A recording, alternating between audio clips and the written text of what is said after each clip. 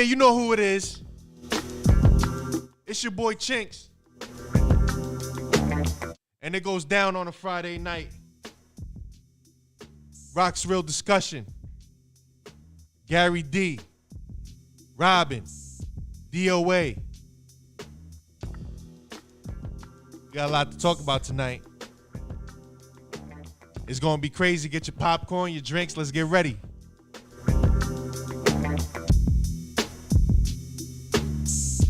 We're going to start the show off in about 8 minutes. In the meantime, rock out with your boy.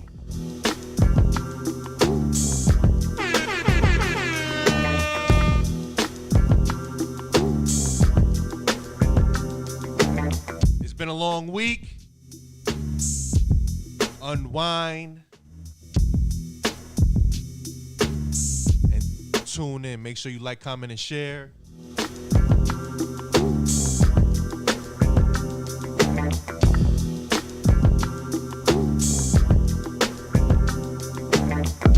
All because of what you did to me, baby. All because of what you did to me, baby. All because of what you did to me, baby. Left me heartbroken and dropped me to my knees, baby. All because of what you did to me, baby. All because of what you did to me, baby. All because of what you did to me, baby. Left me heartbroken and dropped me to my knees, baby. Let's go. It's my birthday week, baby. Why you acting weird to me? I'm your #1 fan. Thought I was your man. Now you acting weird. You want a relationship, then you don't want one. Then you play hard to get when I really want you. What are you saying? Either you is or you ain't my baby. I don't have time to be playing when I'm not around. Can you hold it down? Seems like I'm your man, only in the town. Never be a us if I can't trust. Nothing to discuss. All because of what you did to me, baby. All because of what you did to me, baby. All because of what you did to me, baby. Left me heartbroken and dropped me to my knees, baby. We got Robin in the building. What up, Robbie? What you did to me, baby. All because of what you did to Gary D. all because of what you did. Baby Nate, what's up, baby? Left me heartbroken and dropped me to my knees, baby. It's me, baby. How could you leave, baby? After all you've done to me, I can't believe. All along you had something up your sleeve. Guess it's best that I stick to the cheese. I was keeping it real, you was playing pretend. Should've known that it'd never work out then. You see, the thing about it is you brought up getting married and having kids, but your words never match your actions. It's tragic, cause we made magic. Want you to be my wife, but you'd rather be a bad bitch. Not valid, checked your name off my hit list. Didn't they tell you I'm a savage? All because of what you did to me, baby. All because of what you did to me, baby. All because of what you did to me, baby. Left me heartbroken and dropped me to my knees, baby. All because of what you did to me, baby. All because of what you did to me, baby. All because of what you did to me, baby. Left me heartbroken and dropped me to my knees, baby.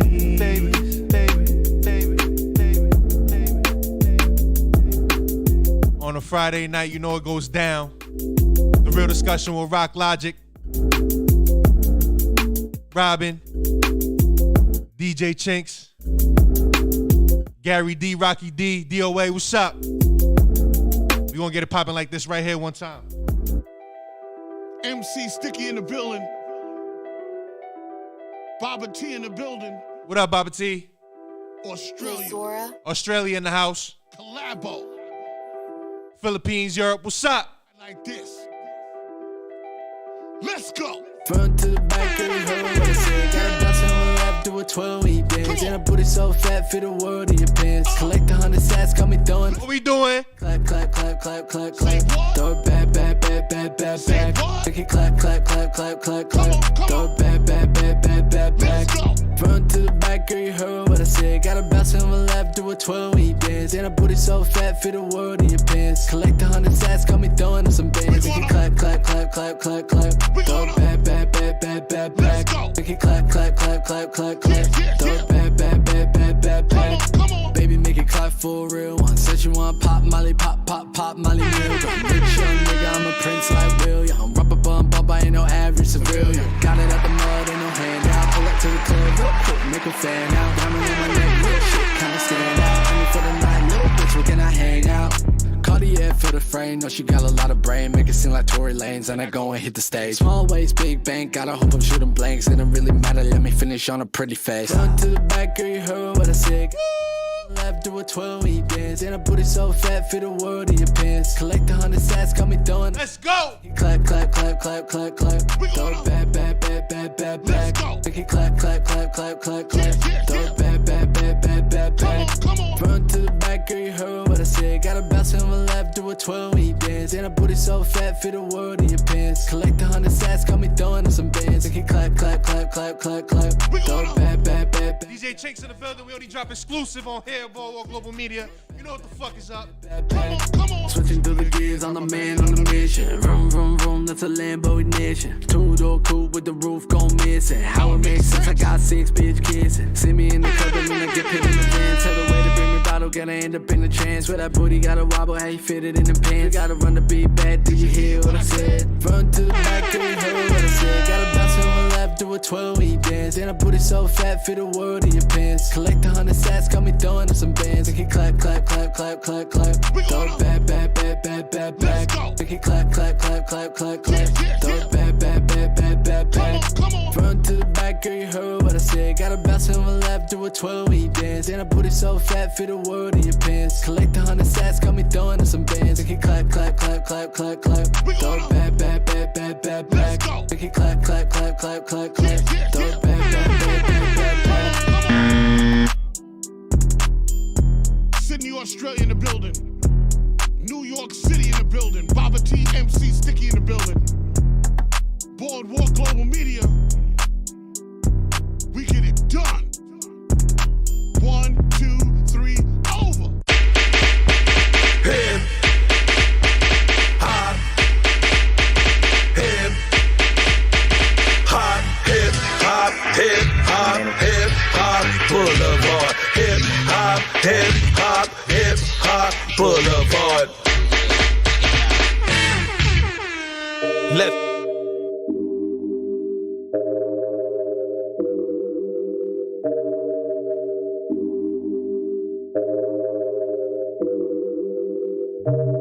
Now I'ma go and tell you this up off the rip.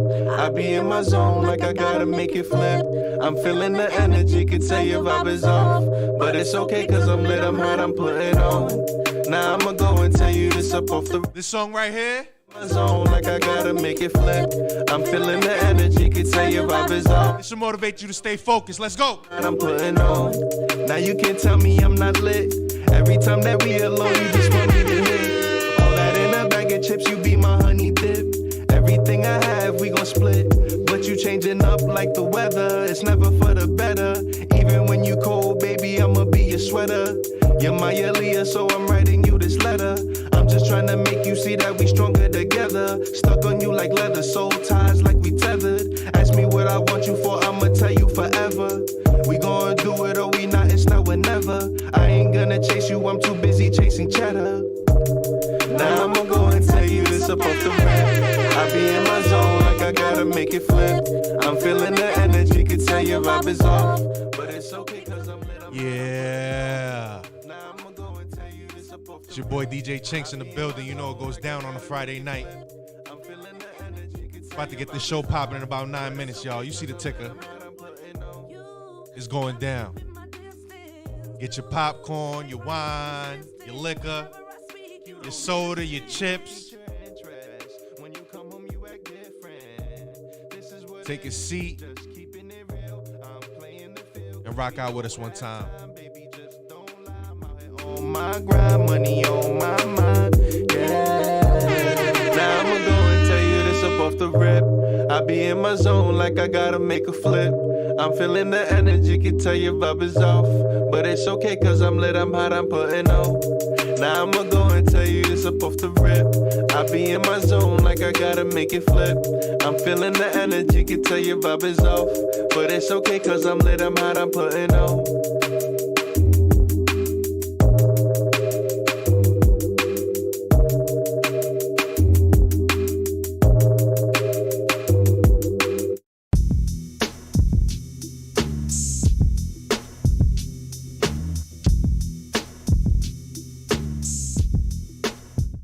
this time, I want you guys to share. Like, comment. Make sure you tell a friend to subscribe to Boardwalk Global Media. Every Friday night at 8 p.m.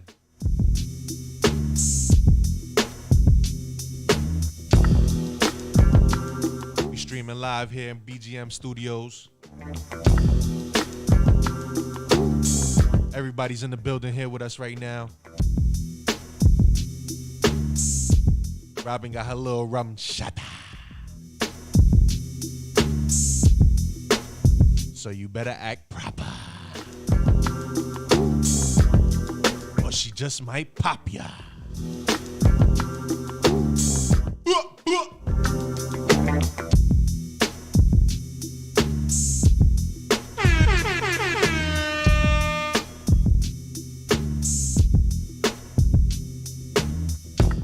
If you would like to make a donation, please do so at Cash App, $BGM Podcast. That's $BGM Podcast.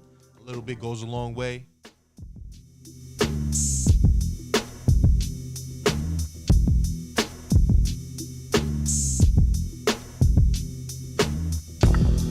I'm just saying, Robbie, this is what they sent me here to do, you know? So I'm going to do it every time on time. You already know it's DJ Chinks in the building. We rocking. He's not a jukebox.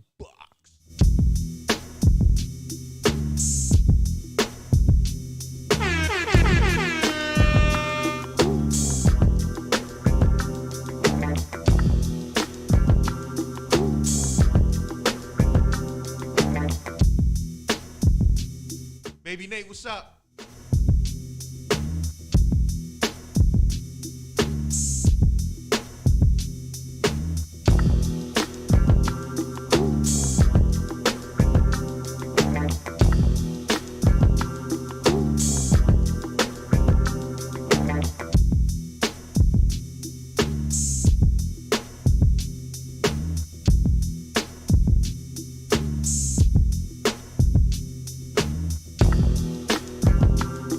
Got something real special for y'all coming up.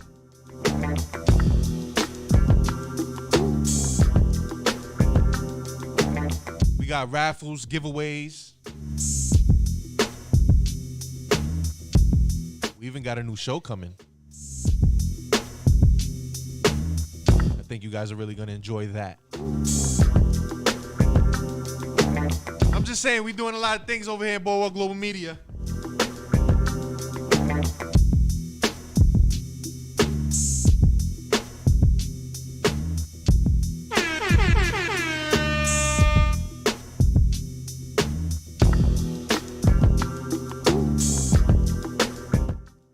Shout out to Janice Wiggins.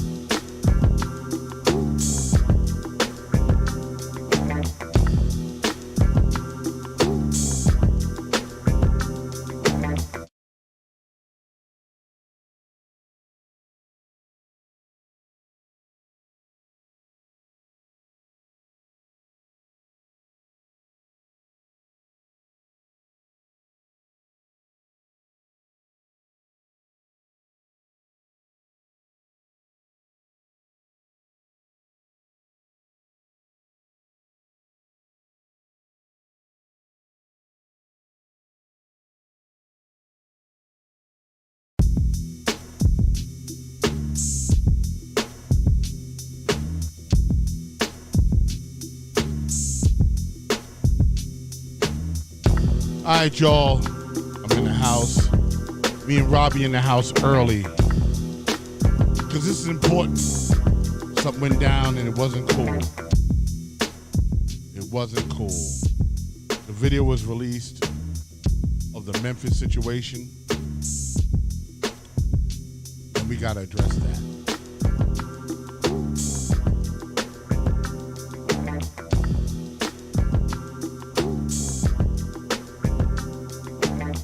Word up. And we here.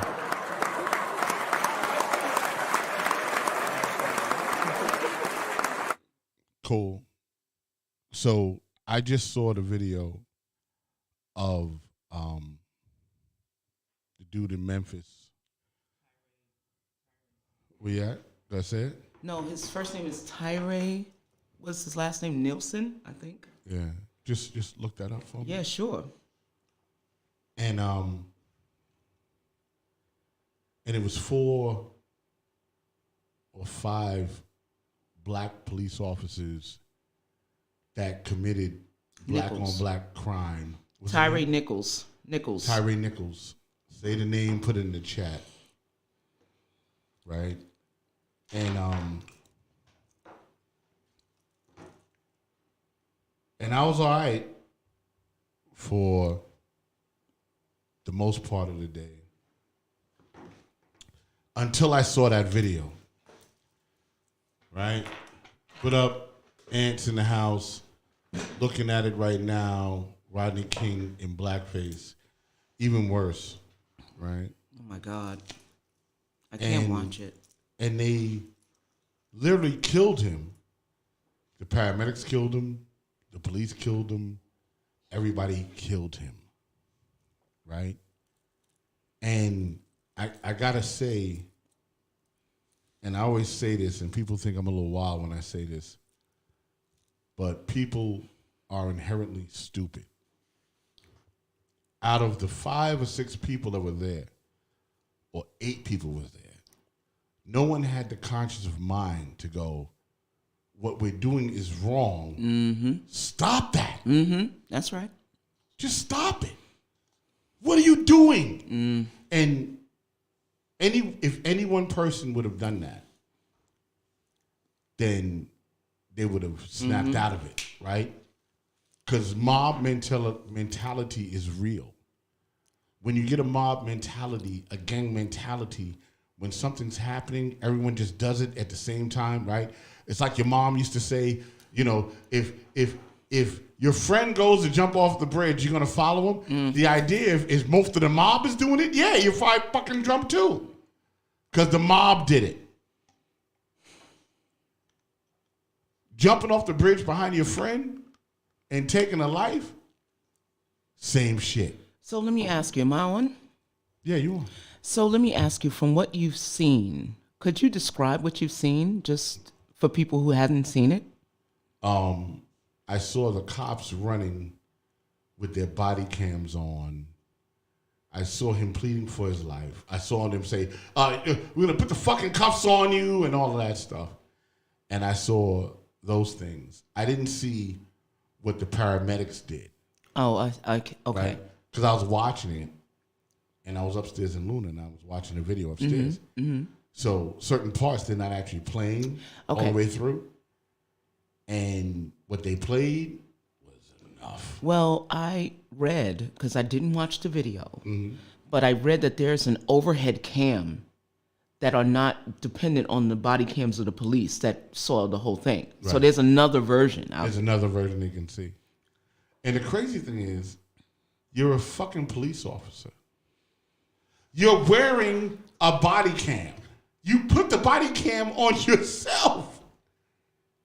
And you still don't have enough fucking sense to be like, I shouldn't do this. I'm incriminating myself. I'm being recorded by me. Yeah. And they have to wear those body cams, right? It's the law for them. Right. So, I mean, knowing that, how are they going to get this covered up? What did they think was going to happen? Listen, it's the same thing with George Floyd, right? You know the cameras is there. They record it. So guess what? Busted, right? So you just keep going? No, what happens is that's the power of the mob mentality. Got it. The mob mentality is so powerful that even if you know that you're being recorded and you're recording yourself, you still do it. You still do it anyway. I just think that too, on top of the mob mentality, these were police officers who are I would say, authoritarian when it comes to, how they, stop, people on, driving. They have a mentality. It doesn't matter what color they are. They all have the same mentality.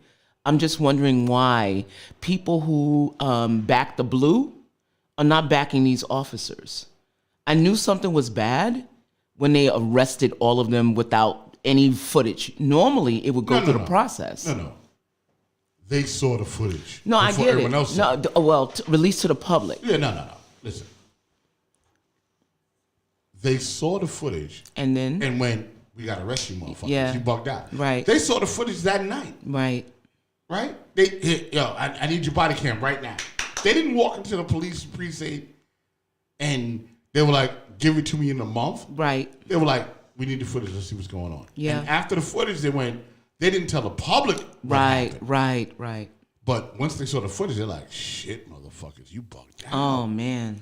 Yeah. Right? Once I found that out, I was like, this is bad. And they've been waiting for us to see it. Yeah. And they've been priming us to not protest and go crazy because they had been mentioning that all day, yesterday and today. Even Mayor Adams, he did a press conference and was like, please be calm. And I'm like, well, what are you talking about? Like, what is it that we're not seeing that's going to trigger everybody to, like, go nuts? And now we know. Yeah. And now we know. So now when you see it, you feel you feel a visceral response. And I just got to say, to anyone that's listening, and you'll listen in a couple of weeks or days or whatever, you know what I'm saying? Violence is not the answer. We don't need you to riot. We don't need you to burn down your neighborhood. We don't need you to hurt each other in the process of doing that. We need to let this situation ride out like it needs to be ridden out. Okay, so let me just ask then. What could have been done, because we've heard so many of these stories about black drivers or motorists getting killed during traffic stops. Right. How do you prevent that if they're doing this anyway? I'm not trying to curse, but if black people are driving their cars to get from point A to point B and they end up dead getting to point B, what can you do to stop it? Like, we already know that black people, especially black men, are the least protected people, as a species, right? But in this particular case, what do you do in order to mitigate that, where you end up getting to your destination without being killed? Well, let's deal with the first part, right? And the first part of that is we have a separation between black people and the police. But in this situation, they were black police, which makes it fucked up, right? That's what really makes it crazy, that they weren't white. They were black police. So you would think they would be sympathetic and understand. Not according to KRS-One. Right, that they're black, right? Black cop, right? You know what I'm saying? Sheriff KRS-One, you got to come on the show about that. 'Cause right now, your black cop shit is like prophetic right now, right? So what I'm saying is, how do we, because if I was in that situation and I saw 6 black cops come up on me, I'd have been like, I'm good. These niggas understand me. They get me. No, because you think black is an emotional response instead of of conditioning, right? Of because the job you're doing. They're blue first before they're black. Correct. That's right. No, they're black first, then they're blue, and they renege the black shit. Right. Right. So I mean, when you encounter them, they've already reneged the black. Right. They're blue. So when I was in court in Vermont, and I was afraid that I was going to have a white judge, right? When I saw the black judge and the black this one and the black that one, I felt a little easier. You know what I'm saying? Right. I went like, okay, they understand me. They get me. Yeah. Right? With like, we should have an unspoken word. Yeah. Because I know where you came from, where I came from, And in that situation, Yeah. that basically is how it ended up. It was just like, oh, you know what? Get out of here. We know that this was some bullshit. Yeah. This is a bullshit stop. This is a bullshit ticket. This is bullshit. Go on about your business, businessman. Now, in this last situation, I don't understand. I just got to tell you, I don't understand how 5 or 6 black motherfuckers. There's 6 of them, weren't there? 6. No one goes, this is another black man. Nope. What do we do? We're about to do a George Floyd, but it's our version. We're about to do that. And no one, and that's what brings you back to the mob mentality. I see. See, the mob mentality tells you that whatever you do in that moment is right. And it's really energy, right? Like it's energy. Well, they don't call it a wolf pack for a reason. When you get 3 or more, it moves with the energy of whatever is moving at the time. Of the pack. And there's no thought process. It's all animalistic at the time.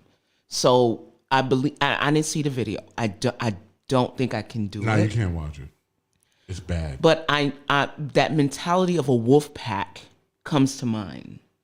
It's the same with the mob mentality. It's just it moves in a certain energy where you all move as one. Right. And there is no rhyme or reason or process of thought. You just do what's in the spirit at the time. Right. Which is an army, which is the Air Force, which is the Marines, right? Right. Mob mentality. Right. So when it happens, mob mentality is the basis of why laws were created. Yeah, that's true. Because mob rules. Yeah. Right? That's why they don't want people to congregate and come together or whatever. Mob fucking rules. True. And in this situation, that's what we saw. I didn't see that it. night. I can't watch that. That's crazy. And nobody went, yo. And hey Renee, what's up? So, and I've been in mob situations that the mob is going on, right? And I just wish, I'm not even bullshitting, right? Right. I just wish that I was there at that moment when this young man was there, that I could have went, hey guys, stop what you're doing. What the fuck you doing is wrong. Right? Because I've done that. I've been in the mob mentality. Okay. And I saw when it's going wrong, I'm like, hold on, y'all. What the fuck you stop? What are you doing? Yo, Rock, man, you bugging. No, I ain't bugging. You niggas is bugging. And what I'm gonna do tonight is save you motherfuckers from going to jail. Got it. Because you're not thinking. Because you've connected on a universal level. Right. On a spiritual level. Yeah, for Negative violence. Spiritual. Right. For violence. Right. It's Right? energy, right? It's energy. So you all connected into that, tuned into that, and now you're about that. Right. Right. But you're about that in a situation where it's one person. Yeah, 5 cops on one person is just, someone's got to be like, you know what?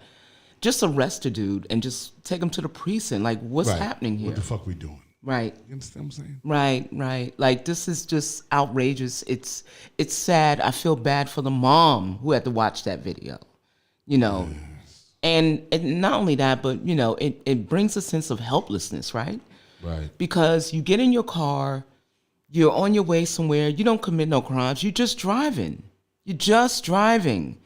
And they'll find a reason to pull you over, and you have to watch what you say. You can't talk back, or unless you wind up getting killed. Ain't that something? I've seen, look, and I'm not turning it into a race thing, but I gotta tell you, you know, I've seen white motorists spit at cops, yell at them, you know, with nothing more than a speeding ticket.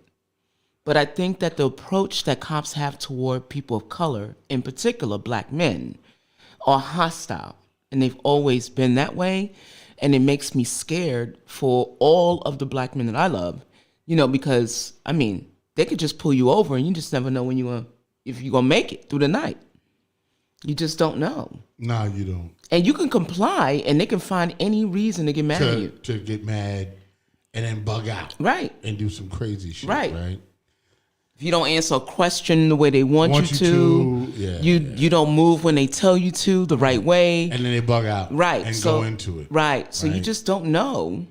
how things are going to turn out. Because once you end up in that situation, you're at the mercy of the human being that has the authority. That might be true. And you hope that person that has the authority has moral character on top of that. Right? That's what you hope for. That, you know what? This dude knows other black people. This dude doesn't really want to hurt nobody. This dude just wants to do his job, right? This dude is not the dude that in another time would have been part of the KKK. You hope it's not that dude. Right. Right? Because that's the dude that no matter what you do, this nigga's going to get triggered. Right. He's going to bug out. Right. And he's going to fuck you up. Right? Right. When you have people of a moral code, and I'm going to say this with white cops, then it's kind of like, you know what? Because cops are people too. That is correct. Right? So, you know, you get the cop, I mean, I love Jay-Z, I love this, I got black friends, whatever, you know what I'm saying? All good, right? That's why I have a problem with this situation. I didn't know the cops were black. Oh, yeah. That was the big story. I didn't even know that shit. And I got to tell you something. You know, you talked about your Vermont court date and you saw the black judge, you know, and you juxtaposed it with this situation. But I'm going to tell you something. This is a saying that all black people know. All skin folk ain't kinfolk. That's correct. Okay? Every single one of us that have black skin may not have the same mentality. I agree. In this particular case, the mentality was shared by black cops who didn't think of their blackness first. They thought of their blue, right? Because it's a gang. The police is nothing but a civilian army. They're a gang. I agree. You know, so they all have the same. I don't know who trained them. I don't know, you know, how, you know, people get, you know, the de-escalation tactics or what skill sets are needed. But there needs to be some kind of training on de-escalation and conflict resolution. They don't have that. I agree with you. Their only response is to escalate the situation. So Jackie Mercer, Lady Diamond, said, I just watched the video from the street camera. It showed the truth. The body cam showed those punk-ass cops brutally beating Tyree senselessly. Mm-hmm. Let's stop there. All right, let's go. That went on for a while. What do you mean a while? I'm saying, if they were beating him senselessly before they actually killed him, that went on Well, for a while. he died in the hospital. He didn't die then. Yeah, but they beat him for a while. But when you say a while, like 20 minutes, a half hour? Enough that he was intubated and his face was swollen. Oh, wait, stop right Which there. means he was brain dead. Okay, hold on. You said intubated. So did the paramedics show up? They did. And what happened? As a paramedic, I don't know if they intubated him on the scene because there's no video of that. Okay. But the picture of him in the hospital. The video you saw. The picture of him in the hospital. Yeah. He's intubated. Right. And his face is swollen. That means he's not breathing on his own. Correct. He's intubated. So he And came in dead. His whole face is swollen. Right. Like Emmett Till or something. Brain death. I see. Or brain damage. That's what I know from what I saw. Oh, man. That's facts, right? So are you going to watch the other video? Yeah, I have to. But here we go. I actually sat here and cried. I wondered if that were 5 white cops, would they have been fired and charged with second-degree murder? Listen, if it was white cops, it would have been a different vibe. I don't know if we got where we was at. Everybody in that situation needs to go to jail. Straight up. And any cop, any color he is, needs Gotta to go to jail. Like, I mean, it shouldn't even be an argument about whether they were black or white. Correct. They committed a murder. It just makes it worse that it's black cops. That's all I'm saying. I see. You know what I'm saying? Like, it makes it worse. Yeah. Right? You know, white cops, you get it. You don't get us. But black cops, I'm like, man, nigga, what the fuck you doing? Because you came from where I came from. No. I know what you're saying. No. Here's what I'm saying. Okay. I don't give a fuck where you are in this millennium. You came from where I came from. And the age of those cops, I'm like this. nigga, you know about civil rights, you know about Martin Luther King, you know about Malcolm X. If you don't even know about slavery, fuck it. You don't know about slavery. You're too young. Didn't affect you. But you know about the 60s in the very least because it's in the history books and you learn that. And they're children of the 60s. And in your lifetime, you've seen, first of all, if they never saw nothing else, right? Let's just throw this out there. Okay, let's go. They saw George Floyd. They did. And you know Okay. what? No, and a lot of people, I got to tell you, a lot of people don't think that the cop killed George Floyd. I mean, even though he died in the hands of the police, a lot of people think the drugs killed George Floyd and not the cop. So I'm saying. So the black cops, you saw that. But hold on. You grew up as a black kid. Yeah. You in the black community. Yeah. You know how cops do. Right. But you do the right thing and you want Right. to get your shit together. Right. But you already know. You've seen the movies. You've seen everything. You know the struggle. You know the struggle with the black community, with the police. Right? So why wouldn't you take that struggle as a black person and attempt to unite the police with the black community? The black community is a secondary tier. The first tier is brotherhood. Correct. The brotherhood of their department. Right. They don't see black people as people when they've already decided that they were going to get together and form a bond amongst themselves as police officers. So I'm going to read this real quick. Hold on. When the ambulance got Gary, there... Gary's in the building. Gary Fashionable. I'm not Gary's putting- hair's growing. I'm not putting... Yo, nigga, you need a shave? I'm just not even like... All right, hold on.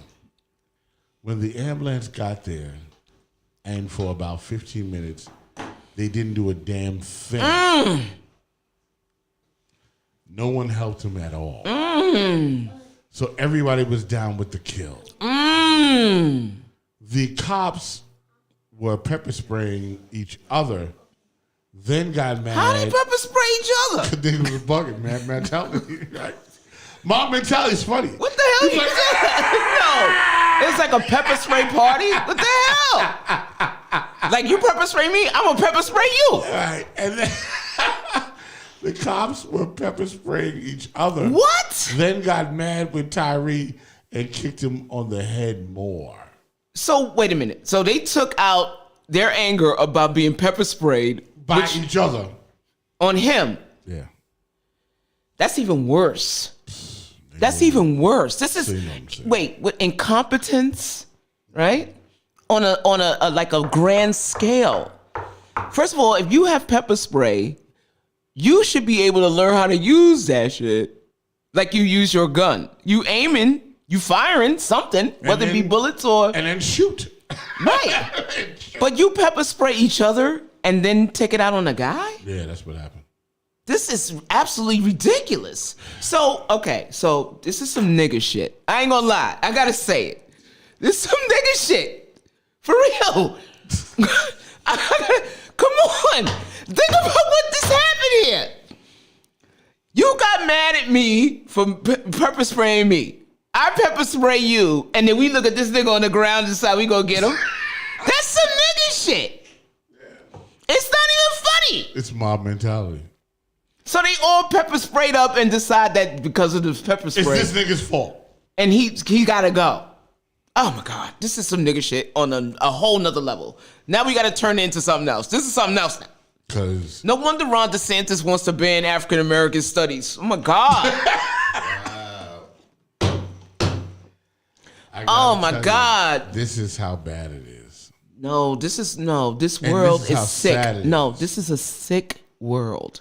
I think it's not COVID that causes the sickness. What up, Big B?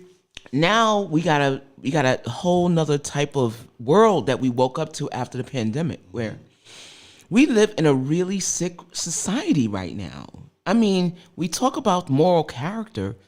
Where's the moral fabric? There's got to be something that we all should believe in, that unites us all as a society in order to live our lives decently. You just killed a taxpayer, nigga. And taxes are due. You got one less taxpayer. But I think what's important that you said was right? What you said was, we have to have a common bond, right? But in the scope of things, in the scope of the hierarchy, right, that has other plans, our common bond will never meet with their agenda. Because our common bond is humanity, not killing, love, survive, eat, right? Exist. The thing that feeds the machine is crime, killing, disassociation. Keeps the politicians in office. Correct. No trust. No belief. I don't believe in God. I don't trust God. I don't trust people. I don't trust. Right? I exist in my build. This is some nigga shit. I'm sorry, I gotta keep thinking about this. It is nigga shit, right? But it's really population shit. So if I keep you in this space of paying your bills, because that's a problem. Here's the deal, straight up. If I keep you in a small space, I can beat you in outer space. Right. Because I got you in a small space. You'll never be in outer space because you'll never be thinking about it. You'll be too busy worrying about race, exactly. crime, politics, taxes. And you're running on the treadmill, right? Not knowing these niggas is turning the treadmill and working your ass. Right? All day, every day. So, Renee said the moral fabric is in the toilet. That's correct. Right. That sounds crazy. No. EMS workers got put on administrative unpaid leave. That's correct. Right? And they should be fired. What do you mean? They must have been white. And it should be right. And it should be a crime. It should be a crime because they should have known how to preserve the life of the patient. Now I don't know if he died on the scene or in the hospital. You said he died in the hospital. All right. Well, they declared him dead 3 days later. Okay, so he was brain dead. A lot of things happened. Yeah. So in that trace of things, here's what I can tell you. He was brain dead when he got to the hospital. They put him on targeted temperature management, right? And I'm just going out on a limb. Fuck it. He was brain dead when he got to the hospital. They put you on targeted temperature management, and they freeze you, and they make you 32 to 36 degrees Celsius, right? They start at least 24 hours, but they'll go for 3 days. So after that, it's terrible. When he stopped, when they realized after 36 hours, 3 days, that he wasn't becoming responsive, he wasn't talking, he wasn't responding to anything, then guess what? That's when they pulled the plug. Right. Because he was past it. But the problem is, that's cool if you went into cardiac arrest and you had a heart attack and went into cardiac arrest and that's where you ended up. He probably did. No. They caused it. Yeah, they did. You know what I'm saying? Yeah, they did. They caused it. Yeah. And that's fucking different. Oh, my God. You know what I'm saying? In the chat room, that's the rat race. Yes, it's the rat race. And I got to tell you to all my people, I love all my people, right? You're here, you're there, right? And like the page while you're here. Like the stream. We appreciate you being here and discussing this with us. Thank you. But the deal at the end of the day is you'll have to understand, and I know this show we do in the Boardwalk Global Media shit, right? And it's been so real for me, I haven't even turned on the cameras on the other side, right? That's selfish. No. I'm messing with you. No, it's absolute. And it's been like that. It's been like that because I feel so deeply about it. Right? I'm like, we gotta wake up. Yeah. Right? DOA had something on this page the other day. Like, black people, we gotta do better. And he had in the group chat, and I was like, well, my funeral, I like DJs and MCs and breakdancers and my shit. And that's personal because that's really what I would like. You mean for your funeral? Yeah, absolutely, 100%. I want niggas rocking. Yeah, right? Me too. And I want free Absolute for everybody because I used to drink that. That's right.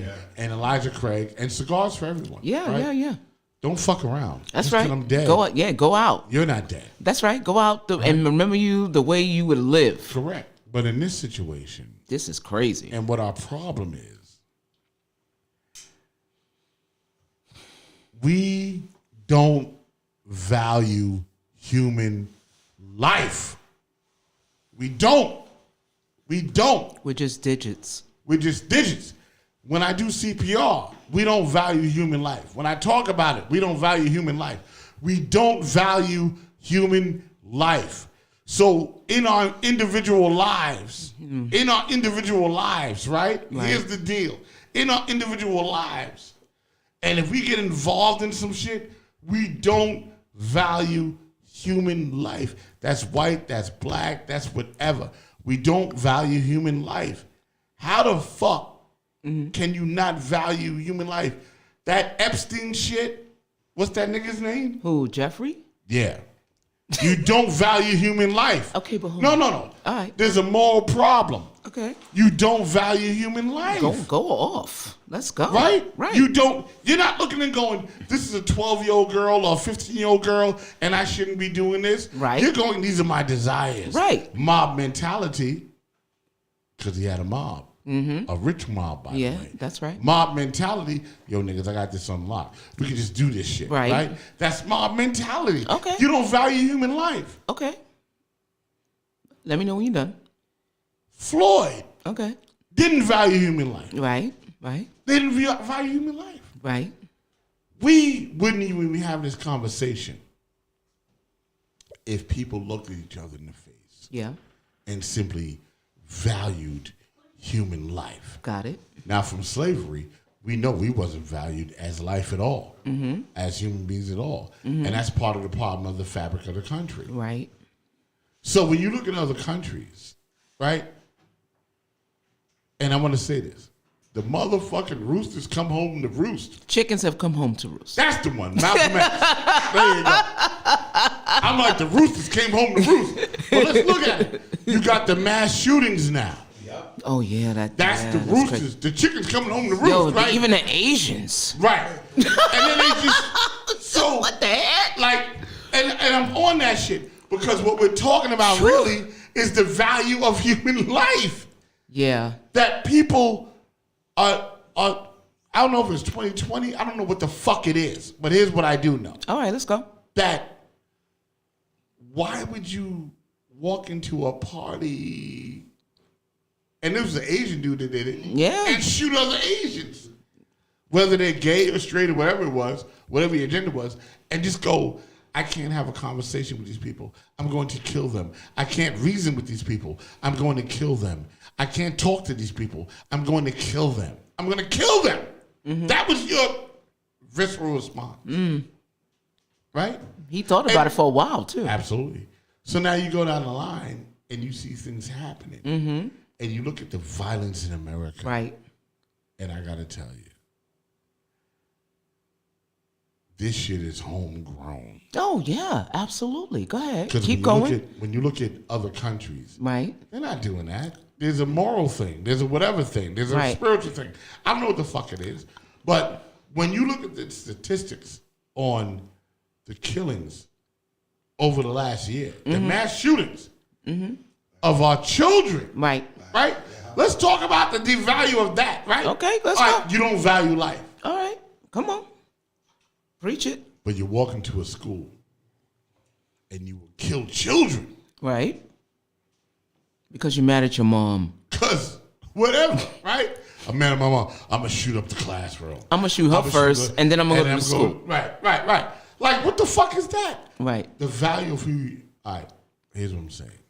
There was a certain level of spirituality that I grew up with as a child. Right. I'm not saying it's right or wrong. Okay. I'm just saying it, at the very least, gave me a moral compass. Okay. That's all I'm saying. No, and that's fine. So I had a somewhere moral along the line, we lost that.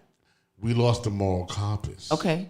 Go ahead. Right? Go ahead. Now we just raw dog. Go ahead. Whatever we Go do off. is what we Go do, off. right? Read the chats. Now we just raw dog. Just fuck it. Go ahead. I'm Look. just killing. I'm shooting. No. They'll wake up tomorrow. I don't know the consequences. No one fucking cares. Okay. Go ahead. Right? Come on. So in the chat, what do we got? The saddest thing these days is these crimes and murders are mostly being committed by blacks against other blacks. Ooh. Blacks are killing each other, and it's like a competitive sport. It's disgusting and shameful. Okay. Right? There. No, listen. Preach, Brother Rocco. There you go. He's just doing it. Facts. You're absolutely correct. That's Lady Diamond. Okay. She says, you're absolutely correct. They don't value our lives anymore.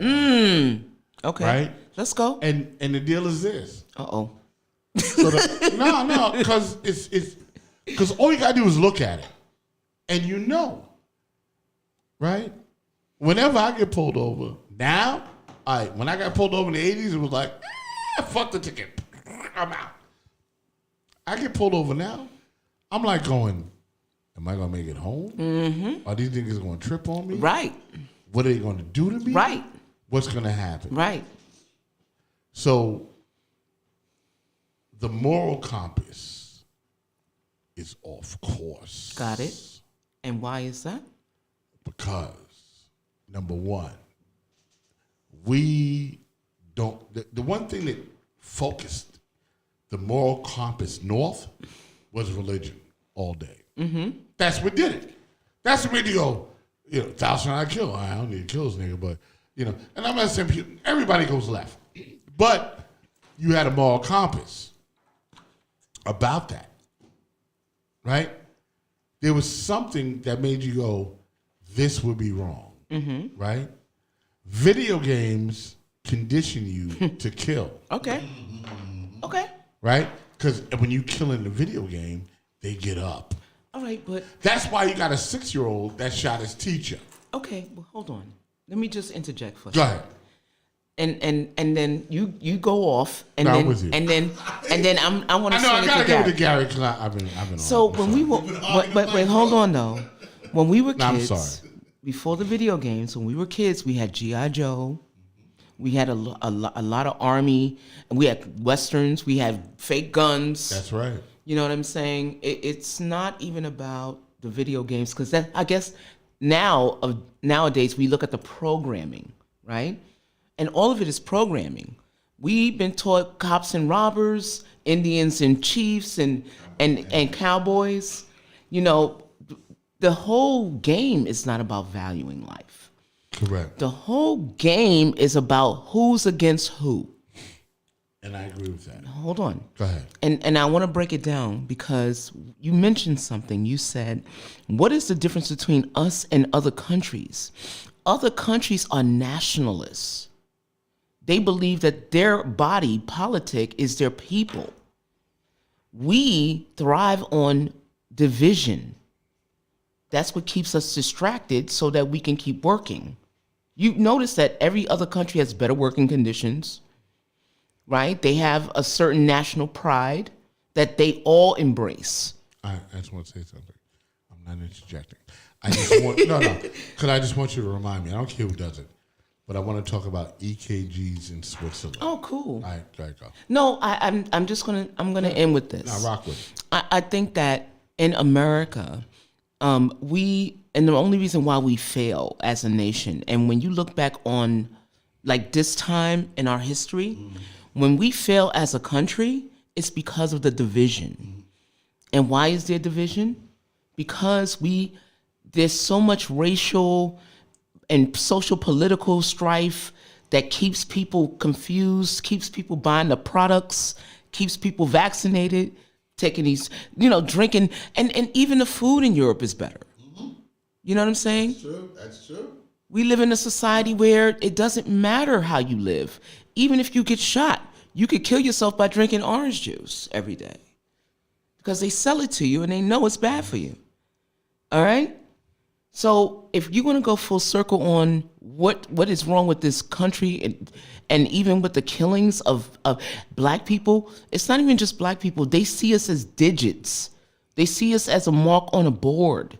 They see us as, oh, well, who's going to pay out and who's going to pay these taxes? When you get that W-9 every year, you don't realize you in a wheel, right? But sometimes that wheel involves you being typecast and targeted. right? To make news, to get to keep the politicians in office, because they'll blame you for crime even though you've never committed one, and they'll use you as a pawn. You and me, right? To keep money in their pockets. There's a level with that. But I'm sorry, Gary. If you want, Nah, I'm not there yet. I need to talk about the EKGs. Oh yeah, that's fine. Go ahead, go blow. So I talked to my man Thomas. He's in Switzerland, and I was saying I teach EKGs, right? The shit you put on your chest to see your heart, the electrical activity. He's like, Rock, I'm telling you, Rock, when we go to the train station, we get an EKG on at the train station. Wow. They got some shit going on. Because they care about their people. Mm-hmm. They got some shit going on and it's free. Mm-hmm. They care about their people. And before you get on the train, now, you understand. Because in my mind, I'm thinking, well, they putting their leaves on these niggas and doing all. I don't know what they do. So I'm sure it's not that because it's inefficient. Right. But whatever it is, he can get an EKG for free. They invest in their people. At the train station. Right. They invest in their people. It keeps the people proud of who they are and the nation that they built. Correct. So we think about this United States thing. You think it's a failed experiment? No. It is absolutely a failed experiment. I don't think I know. I know it is. But what I know about it is it was a necessary experiment on the world stage because we're the biggest country in the world. And when I say that in terms of landmass, right? You have and capital. And capital, right? We're the largest country in the world, right? You can't go 3,000 miles in Europe and be in the same country. Well, Russia's big too. No, but I'm saying China's well. You can't do 3,000 miles in from Europe ocean to ocean and stay in the same country. Yeah, that's true. We're the only ones that do that, right? So, not Canada. I mean, Canada, U.S., same kind of vibe. Right. However, the population of Canada, it's not as once big. You get too far north, it's Alaska. Is inhabitable. Right. So they're really close to the U.S. border too. Okay. Right? Right. So even they can't claim it. Right. But what I think is interesting is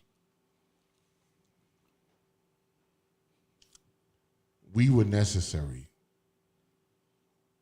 A melting pot that started out as a dream of the melting pot. But the nightmare of the melting pot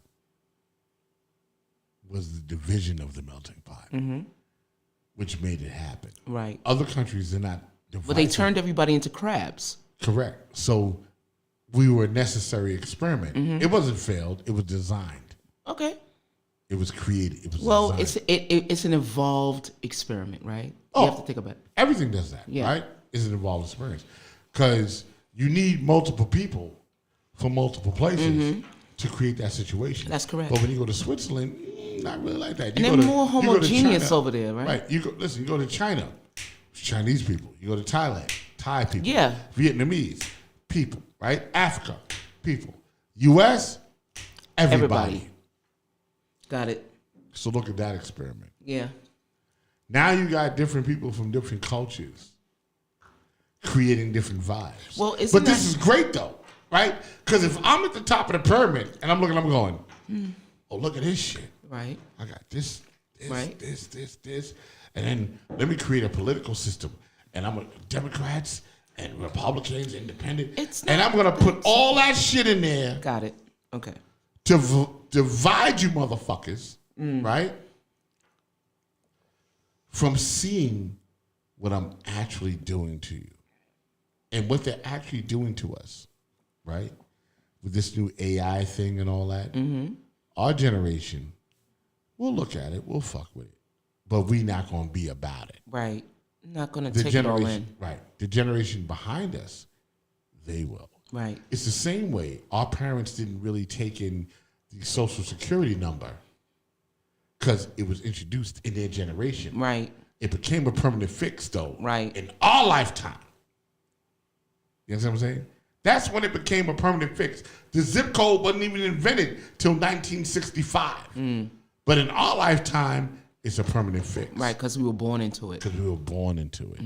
The Matrix is a powerful movie, niggas. Pay attention. When you're born into it, you don't know it's fucking happening to you. Right. Because it's always been there. Right. And you didn't know anything else. You Correct. have already adapted to a new system. Gary, go. All right. Let me turn the show to Gary Facts because I'm sorry. I've been And then bugging. read chats after Gary. Yeah, the chats are crazy right now. Go ahead. So, wow, there's quite a bit to Yeah, this is a lot. there's quite a bit to unpack here. First, you know, dealing with the top 1% of the powers that be, it's definitely about divide and conquer. Yeah, absolutely. The more they divide you, it's so much easier to conquer you. Yes, that's right. If you're fighting over race, religion, economic status, area where Sex. you live, sex, all of that. Right. So it's so much. So it's so much easier. Absolutely. The other thing is, you know, they want to keep people at a certain level where it's like, oh my God, I got to worry about next month's bill. Right.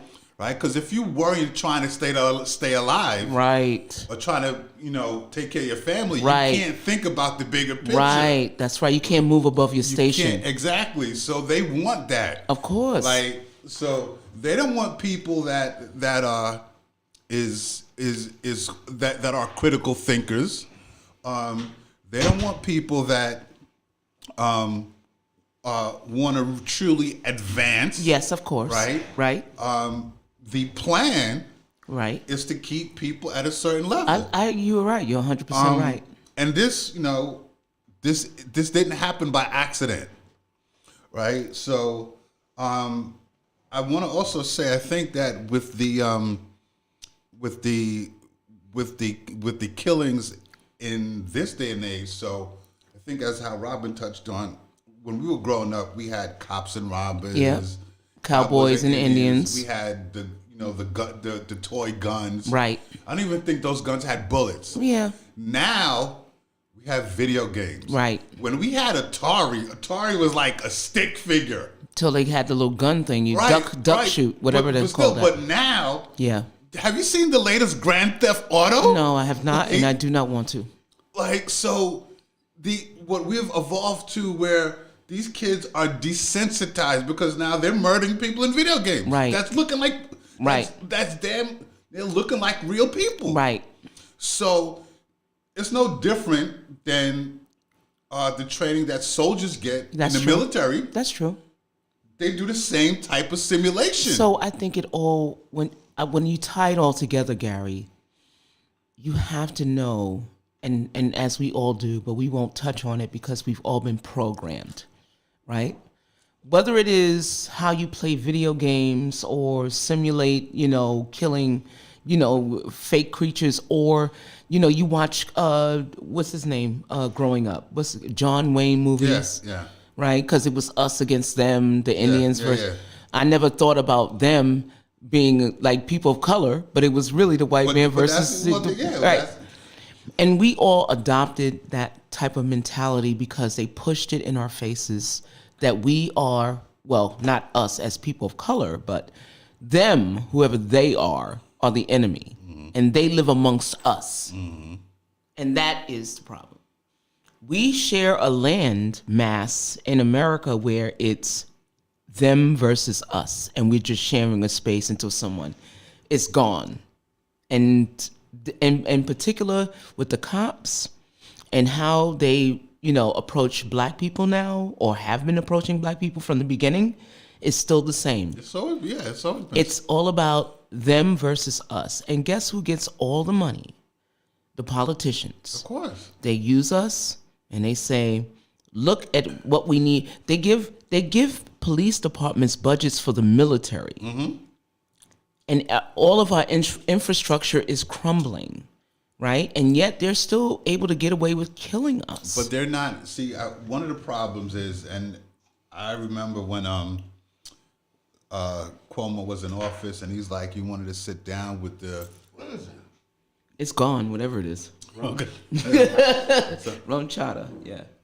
I remember when Cuomo was in office, and he wanted to sit down with Creamy like, rum.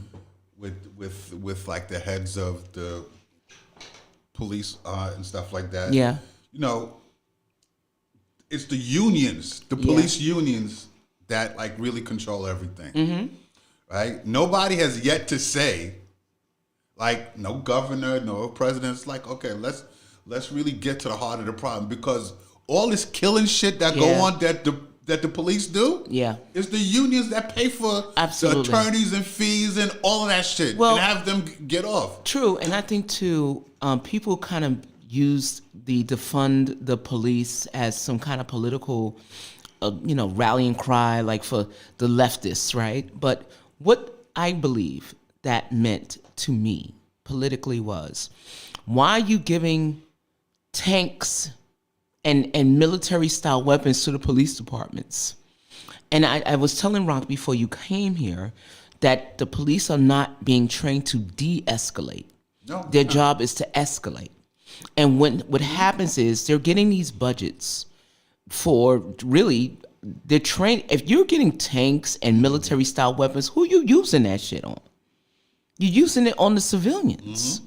You're not using it on each other. You're not going into a war with North Carolina and you need all the guns you can get so we can defeat those motherfuckers.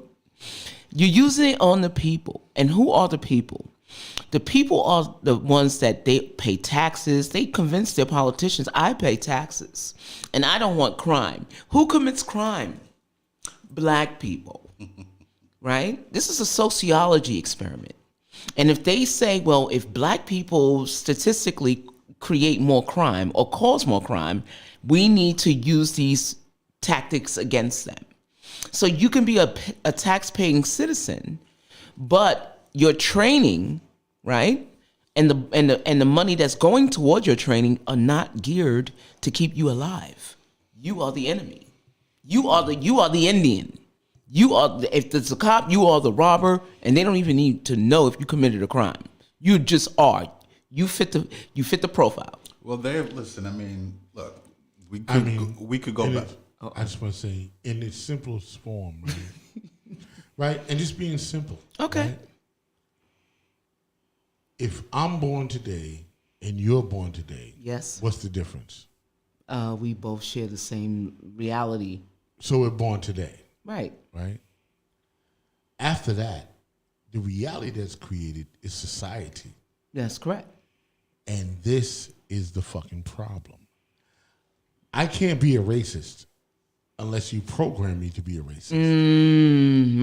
Right. As an infant, you program me you're empty. To be right. You're empty. You're like an empty computer. Right. It's the concept of the computer. The concept of the computer is based on the concept of an infant. Right. You get a computer, it has certain things, and then you input information into that shit. You put in the code that makes that computer your computer. Yep. Right? Right. And to function however you need it to function. Need to function. Right. So the computer is based on human existence. Mm-hmm. Go ahead. Human existence and the society we live in, I don't see the society. I don't see the society. Okay.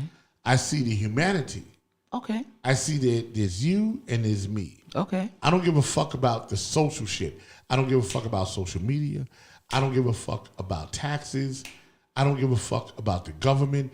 I don't give a fuck about none of that. Here's what I care about. Because any of that, whether you're a socialist or an anarchist or whatever you want to be. Communist, it's anti-humanity. So when I look across the table, I see a man. Mm-hmm. I don't see your politics. I don't see how you've been programmed. Yeah. Once you show me how you've been programmed, then I know how to respond. Okay. But, okay. Because you've been programmed. Right? Yeah. And even in that, right? Yeah. Especially with black people. I'm gonna be like, yo, let me try to deprogram you. let me try to deprogram you. Because when you program, that shit don't fucking work. Right. That shit is bullshit. Right. That shit is separatism. But that's by design. Right. That's me against you. I fucking hate you. That's by design. You hate me. You don't trust me. I don't trust you. You know what I'm saying? You don't. Let me. All right. No, I just gotta say it. Go. Because I remember being. Because I remember being sick. Okay. I remember being, as a teenager. Yes. And in my 20s, if I saw another black man, I immediately distrusted him. I immediately looked at him like, you nigga, what you trying to do? Yo. Right? Which is the side eye. I'm going to give you the side eye. Right. Because I saw you. I don't even know you. It's side eye because you look a little different. Yeah, nigga, what block you from, nigga? What? Right? Okay. And then I realized that was some bullshit. You were all going through the same experience. And we're just Programmed. people, Yeah. and we've been programmed to not trust each other. Right. That's why, in this day and age, when black men fuck with me, they go, Rock, I don't really understand. You a different kind of nigga. You trying to elevate me. You trying to help me. You trying to put it together. I'm like, yeah, because I'm not doing, and here's the deal, I'm not a swami. Swami. I'm looking at what other cultures do to their people. The Chinese, they uplift each other. Indians, whatever, I don't give a fuck. Puerto Ricans, whatever, they uplift each other. And I've been in the circle to watch them do this. So I know it works. The Jews, they uplift each other, right? Okay. So how can I not look at you and go, I'm going to uplift you? How can I not look at you and go, I'm going to show you what I know, right? And me and Chinks, we had a conversation in the car today. And he said to me, we were talking, right? And I said, and I used Aspasia as the example. I said, I teach everybody what I know. And then sometimes the student exceeds the teacher. And I said, when Aspasia exceeded me, and I said, she's as good as an instructor as I am. Okay. And even a little better. Okay. Right? Because she's a girl. She's very, right? But I said, when it came time, then it was time for me to expel her out of my thing. Yeah. Because I'm the roof. Yeah. But now that that's happened, let's create another roof. Right. So when she went, and she asked me, she said, I want to make my own company. And I said, okay. And I gave her money. I said, here's some money so you can get a place. And at that place, I paid half the rent for like 6 or 7 months. Nice. And then she got on her feet. Nice. And when she got on her feet, I never forget, I was in the hookah bar. She said, Charles, I'm coming to the hookah bar. I said, all right, cool. And she goes, I'm going to buy you out. And I went, yeah, no. And it wasn't hostile. Right. It was like, that was the growth, right? Yeah. She said, I'm going to buy you out. That's what's up. I'm going to give you what you gave me, and I'm going to give you some paper on top of that. Nice. And in the hookah bar, she wrote the fucking check. Nice. And I went, now you're on your own. Yeah. I said, now you're on your own. You can fly. Now you can Little fly. bird. But here's what I know about that. When I need her, we can fly together. That's right. what's up. You see what I'm saying? Exactly. Because now we're powerful together. Yeah. And that's the problem I have with us as a people, right? We got to understand that concept because everybody else does. Okay. But we don't fucking get it. Yes. And so I'm going to fight you, or you're going to take my spot, or you're going to be better than me. Nah, nigga. No, first of all, I want you to be better than me. I want you to be better than me. Because I need you to be better than me so that we can create something bigger that's better than us. One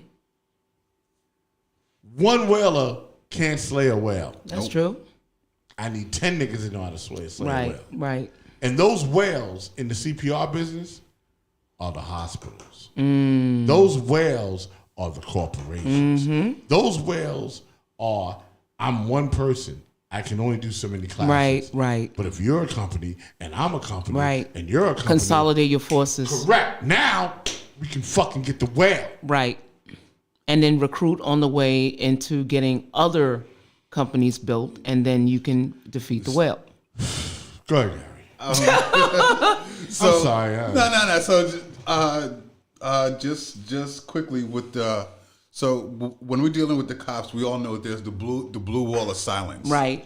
Right. So I just wanted to touch on that there, but to what Rock was just saying, in the music business, I got to give it to Russell Simmons. Okay, let's go. Because for what Rock is talking about, there's a lot of people that started at Rush Management and Def Jam. Right. That spread out. Right. Warner Music Group right now, that's all Def Jam. Rush. Isn't Mona Scott, didn't she? Yeah, she was part of Chris Lighty's Violator, that's right. which Chris Lighty was part of Rush Management and Def Jam. Right. So Russell Simmons, and even what Faith Newman is doing now with Reservoir Media and buying up all the So it's just branches of a tree. So what Russell has done now, Yeah. a lot of the top players in the music industry came out of Def Jam Rush. Right. That root. Right. That root. Yeah, Warner, as I said, Warner Music Group, one of the top labels. All the top executives Right. come out of Def Jam. Okay. Right. But- So go ahead. So to what Rock is saying, yeah, I see that I've seen that in the music industry. I think Russell was probably the only one to do that. Got it. Others, Well, Master P also too. Well, he built a company, but I'm talking about the executive. What Rock was just saying, Right. You know, the Yeah, executive Master P didn't create any executives. That's true. Russell created executives. Yeah, he did. He created So to Rock's point, if Russell called Mona Scott right now, if he called Faith Newman, Right. if he called Leo Cohen, Right. if he called Kevin Lyles, Right. like all of Steve them, Rifkin, all of them. Right. all of them. Right. So I'm still powerful This is what I'm saying. So because all my niggas is in place. Right. Russell could sit back in Bali and be like, you know what, fuck y'all. Right. Like I still have control of what's going on. Right. I still have influence. Right. I still have it. I don't know what happened to the Rush card. And, but okay. no. And I can literally call you Yeah. and you're going to cut me a check. Yeah, of course. Right? Right. There's nothing wrong with failed business ventures along the way. Well, that's It what they're happens. designed to do. Right? You can do that. Yeah. Because if you don't try, But it then happens. you don't know? fail. Yeah, Right. yeah. How do you Right? So it know? doesn't matter. But the point is, the foundation of his influence can't be moved. No, it can't. These niggas is there, and he can And pick up that's the phone you. and be like, Matter of fact, yo, and do nothing for it. that's Right. right. Right? That and I wanna be clear about that. If you're the mentor of this many people, Yeah. you ain't gotta have a meeting. Right. You don't gotta take a meeting. You can be like this, yo, I'm 100,000 in the hole. I need a check. Yeah. And they be like this, all right, cool, no doubt. And they do that. Right. They'll create a program for you. They'll create a project for you. They'll do whatever it is. And they can raise money for you so that you don't have to actually come out of your own pocket. Correct. So that's the power of what Russell did. And the other person I forgot was Dante Ross. Right. Dante's part of that too. Yeah, Dante, one of the top A&R. So Yeah. Russell created a music industry This is what I'm saying. Yeah. out of Def Jam Yes. Yes. because he bred executives. Yeah, that's true. That's like Lisa you. Cortez, It's like your story. Lisa, that's right. Lisa, Right. I remember. right. Yes. Yeah. And that's what I saw and I've been exposed to. Yes. I'm like, let me breed executives. Let me breed other companies. Because I'm not the outsider. Right. I'm the insider. And no matter if you came under me, Yes. and if you came under me, I'm still your boss.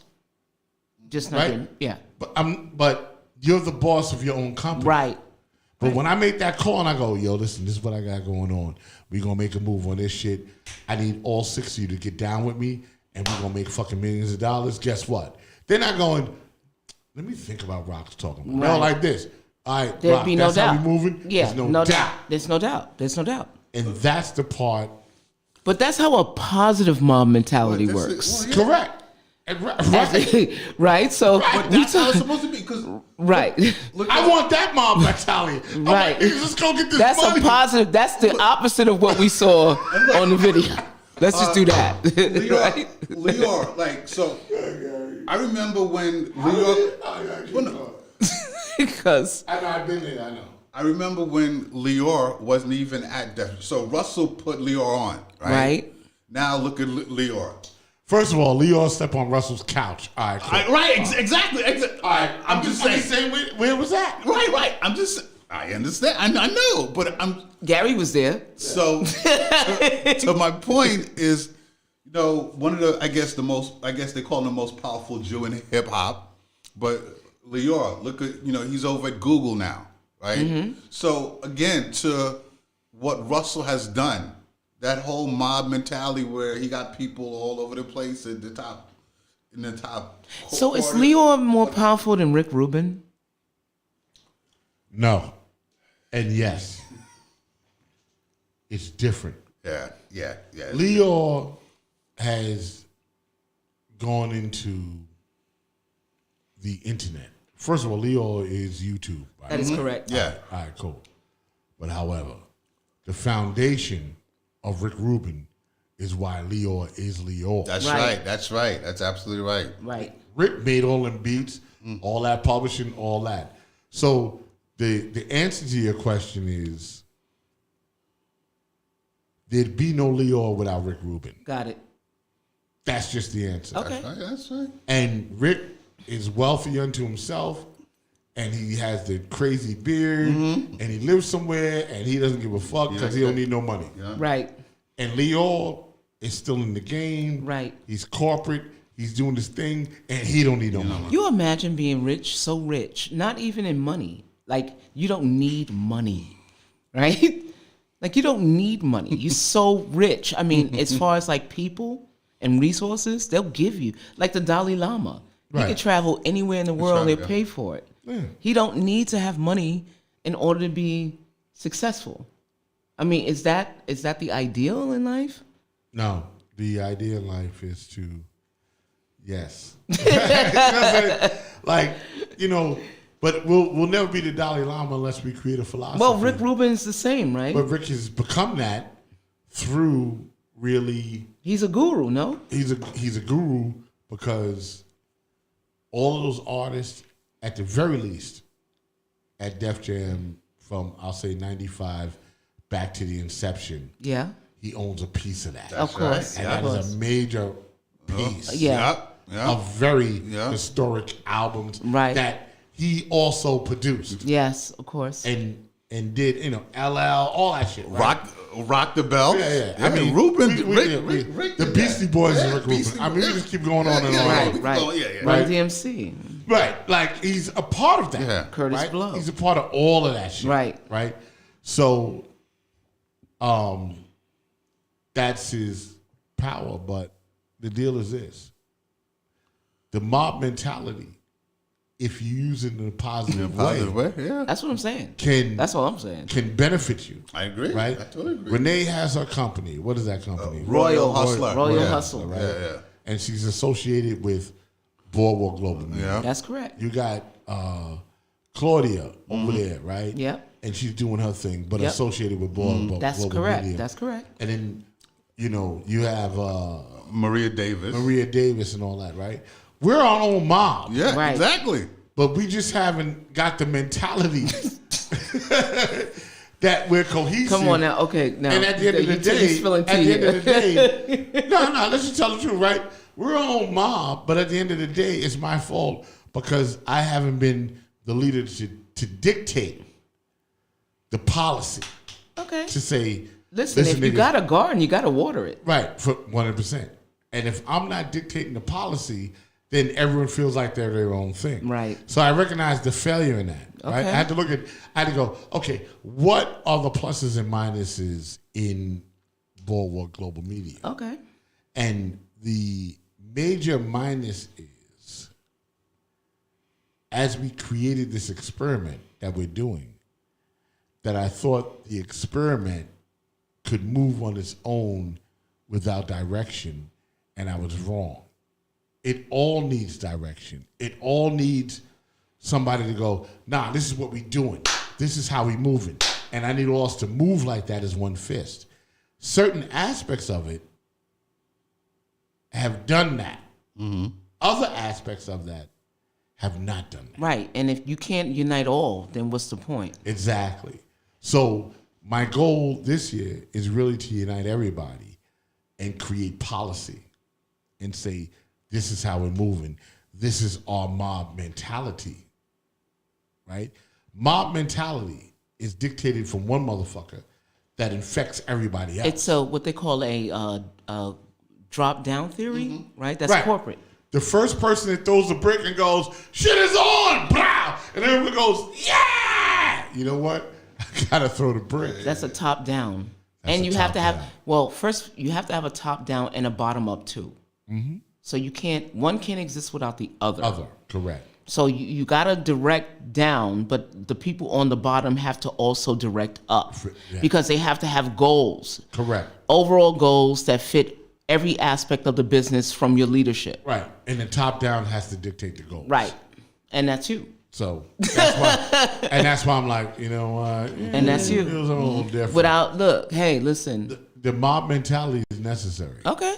Well, in this particular case that we're talking about in current events, it does not work.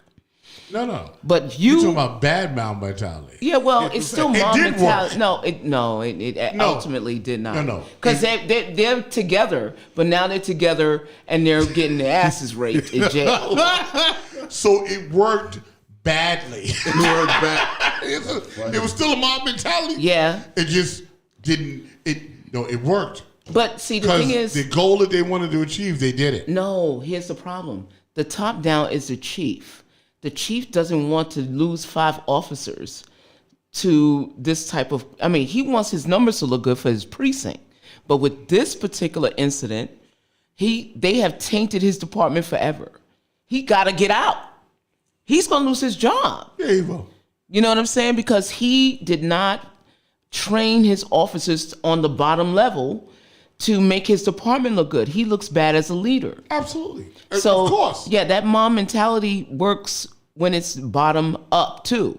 So I he agree. may be the chief, but he's a bad chief because he has bad officers. Exactly. That he created, by Right. the way. Well, see now. That he trained. That he created the culture. Yeah. Right, there you go. Well, see, you have The culture. There is a lot of police departments across the country. Right. that Are we have- doing relationships today? I don't know. Where are we? We at 123. All right. So 23. there are police departments across the country where they create a culture where it's a very toxic or negative culture where the officers do not value black life, right? So this is something that's been going on for years. So if these chiefs and police captains created a more, I guess, a better culture, then a lot of these unnecessary killings of black and minority people by police officers wouldn't be happening. And I got you. And I just want to say once again, so I'm clear to anybody that's listening, right? In this situation, I know some of y'all, I saw it and I got some text that y'all watched the video and you're disgusted with the video that you saw, right? But under no circumstance does that constitute violence, right? Don't hurt anybody else. Don't hurt yourself. Don't destroy your neighborhood. That has never paid off, ever. I'm going to tell you what's really crazy that really pays off. Instead of you getting mad at the moment, maybe you should vote. Mm-hmm. You should vote for your sheriff. You should, because it's places that vote for the sheriff. You should vote for your mayor. You should vote for... Politics is changed by the vote. Yes. So with you... What you talking? Go ahead. I got to do it for them. I got to be like, yo! I'm saying is, I know we're a reactionary people. We saw somebody become passionate and we going on it. We're going in on it. But the real deal is, our people as a voting bloc, we don't vote. And if you don't vote, you're not going to change anything. And all I'm telling you, if you think the vote doesn't work and you think your vote doesn't matter, stop saying that stupid shit. Let me tell you some real shit. Instead of saying that and not having any foundation, say that and look at other races that vote and how they are treated because they vote. And if you look at that, you'll realize they matter because they vote. You don't matter because you don't. Right. Because somebody told you. And it was a smart guy in the hood. Man, your vote don't matter, man. They're not going to change. Da-da-da-da-da. And you listen to this stupid motherfucker. But if you really look at it, and here's what I'm saying to you. I'm not talking nothing that's mystical or magical or anything. I'm just saying, look at the Chinese. Look at the Jews. Look at, white people, the Italians. Just look at how they're treated in society over you. You're so fucking blind in the fact, always me, I'm black, they doing this shit to me. Nah, motherfucker, they doing it to you because you don't vote. You don't. You're not a block. No one cares. No one cares about you because you don't vote. You want to know why? I saw a fucking fire the other day in Kew Gardens, an illegal daycare center. And Jews owned it. They had lithium batteries downstairs and some other shit. The shit went on fire. It was an illegal daycare. Oh, yeah, I heard it was on the news. That's correct. And I was like this. Oh, somebody's ass is going to jail. Yeah, it was on the news. It was on the news. That's They had 2 illegal businesses in the basement. Hasidic Jews are running out the fire with their children. And there were no arrests. Nope. They didn't even let you know it was a Jewish situation. Right. They just called it a daycare. That's correct. If I didn't see the people walking out to daycare, I would have never known. That happened like yesterday? Yeah, 2 days ago. I would have never known what it was. So why did that happen, y'all? You know why? Because they fucking vote. That's why. I don't think Hasidic Jews vote. Huh? I don't think they vote. Nah, they vote. And if I know they don't- have dual citizenship. Listen, if they don't vote, the niggas that are Jews vote enough to protect them niggas. Right. That's how big the vote is. Right. Because when I went down, when I saw them kids, and I was like, someone had 2 illegal businesses, lithium batteries in the basement and all kinds of shit. Ooh. Or whatever it was that made that shit blow up. I mean, yeah, because the kids could have died. Correct. And no one went, there was a crime committed here. Right. And we need to deal with that. But you Well, know why who controls the narrative, though? No, the narrative is controlled by people that vote. If you vote, you control the narrative. Okay. If you stand up for yourself, you control the narrative. The squeaky wheel gets the grease. Okay. Right? We're a huge voting bloc, but the problem with our voting bloc is we can't unite to vote. So nobody gives a fuck. I get it. Right? I'm just saying that that's why you're there's getting kicked out of NYCHA. That's why you have police violence. Whoa. That's why they're killing us. That's why you have bad food in your neighborhoods. That's why you have Chinese restaurants. That's why you have fair food. That's why your food is expensive. That's why it's cheap and malnourishing. That's why you have McDonald's. That's why you have those things. No, wait, hold on. You got a whole bunch of different arguments here No. that you're tying in, But in a general way. No, but that has to be broken down a little bit. But the general way is simple. If you voted, everything would be better. Okay. If you voted, your kids would have a better education. If you voted, you'd have better doctors in your hospitals. You better go, Lincoln Hospital sucks. It's fucked up. You know why it's fucked up? Because you don't fucking vote. So you know what happens? You get whack-ass doctors that studied in the Dominican Republic for 1 year, and then they be like, I am a doctor. I'm in Lincoln Hospital, and this nigga don't know shit because he paid for his diploma. Did you see that scam? The nurses in Florida paid for their diploma, Never went to nursing school. Gave him 10 grand. Got the diploma. Okay. And then went to work.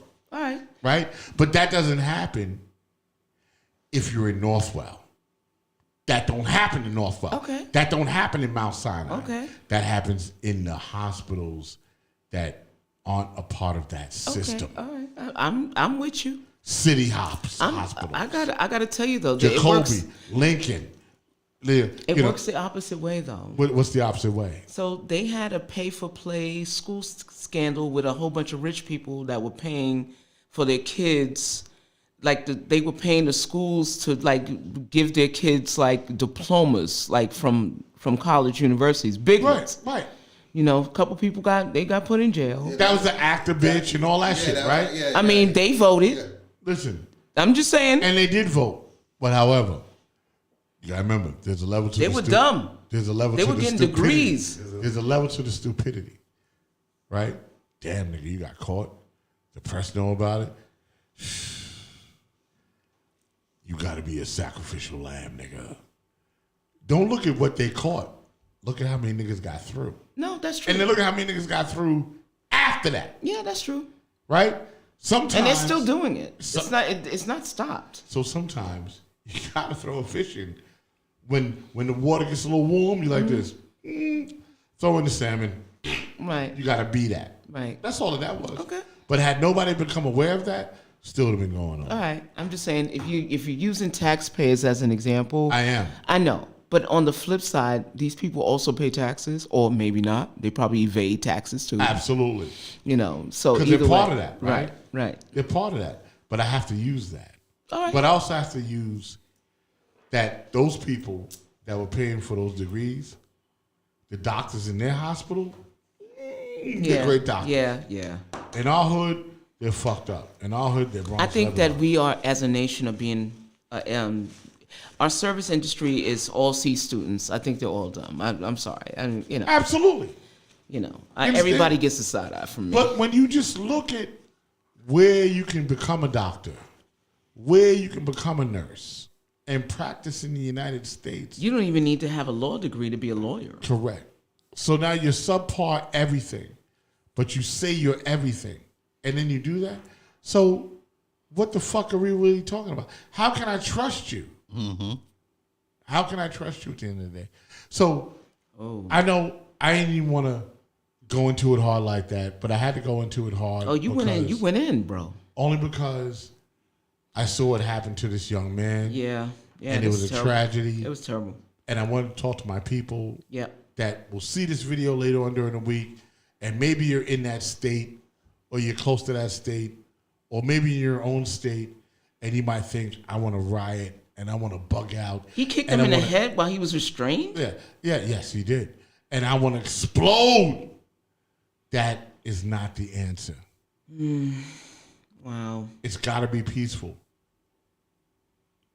But the other side of that is, if you want to change what we're doing, stop thinking that voting means nothing, because that's bullshit. Okay. You gotta fucking vote, B. Voting, if you vote, you control the narrative. Politicians come to our community all the time, but they know we don't vote. They know we don't fucking vote. Right. So they come in, but they need our vote. So whatever they can get from us, they gonna get it, and they do the dance, and I'm gonna do this for you, and and then they get elected, and they don't do shit for you, Right. except for show up for a fucking photo op. Okay. There's a I will say, what I'd like to add is that, when you go see a local politician, one of the things that they do, or their secretary or their receptionist do, they check and see, because they have you sign in, and they check to see if you're a registered voter. Yes. The times that I've gone up to Albany, the times I've gone up to DC, Yeah. like I've seen it. All right, so you definitely have to register to vote, right? And after you register, then you can make your appointments to go if there's something happening. You go see your local official, Right. Because once they see that you're a registered voter, Yes. the conversation is different. Yep. It's a very different conversation. Yes. So that is very important. Unfortunately, somebody put this stupid shit out there. Oh, voting don't matter. Your vote doesn't matter. They're an agent of chaos. Right. So when in truth your vote does, it matters a whole lot.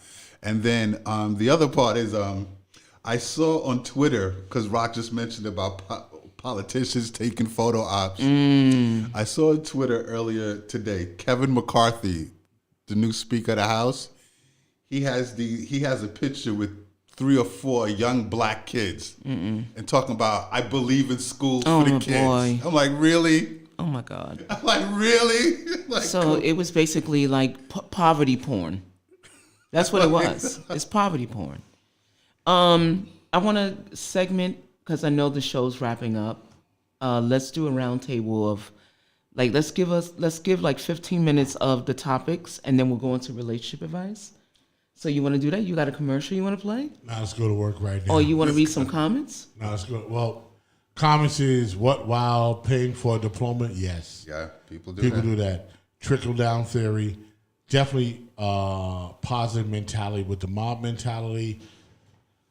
All that over so-called traffic stop. Those cops are just heartless punks. Who's saying these things? Well, you got Renee, you got Jackie. Come on, let's say their names. Shout them out. You got my man Dave from Violators. Hey, Dave. The most people of color can be in the country is a bigot. We got a lot of comments. Yeah, that's right. You got to let them know. Shout them out. Shout out to Dave. Shout out Renee. Big B. Renee. Shout out to Big B. Shout out Renee. Lady Diamond. Shout out Lady Diamond. House. Yes, Tasha. Tasha, of course. Janice, what's up, Janice? Janice, and hey. of course, Anthony, Black Door Enterprises. Hey, Tone, what's going on? Tone Big shout out. So that shit is all dope. So where you going with it? All right, so I know that there was a couple different topics. Before we get to the relationship advice, I know there was a couple things that Gary mentioned. Yeah. We talked about those classified documents that were found. Yeah. First it was Biden. First it was Trump. And he refused to give them up. And they had to go, and the FBI had to pretty much do a raid and get the rest of the documents. So it's a big deal about that. Then they found classified documents at Biden's house while he was vice president for Obama. Right. And the Republicans had a big stink about that until Pence had documents that right. So talk about that, Gary, real quick. So all right, so quick.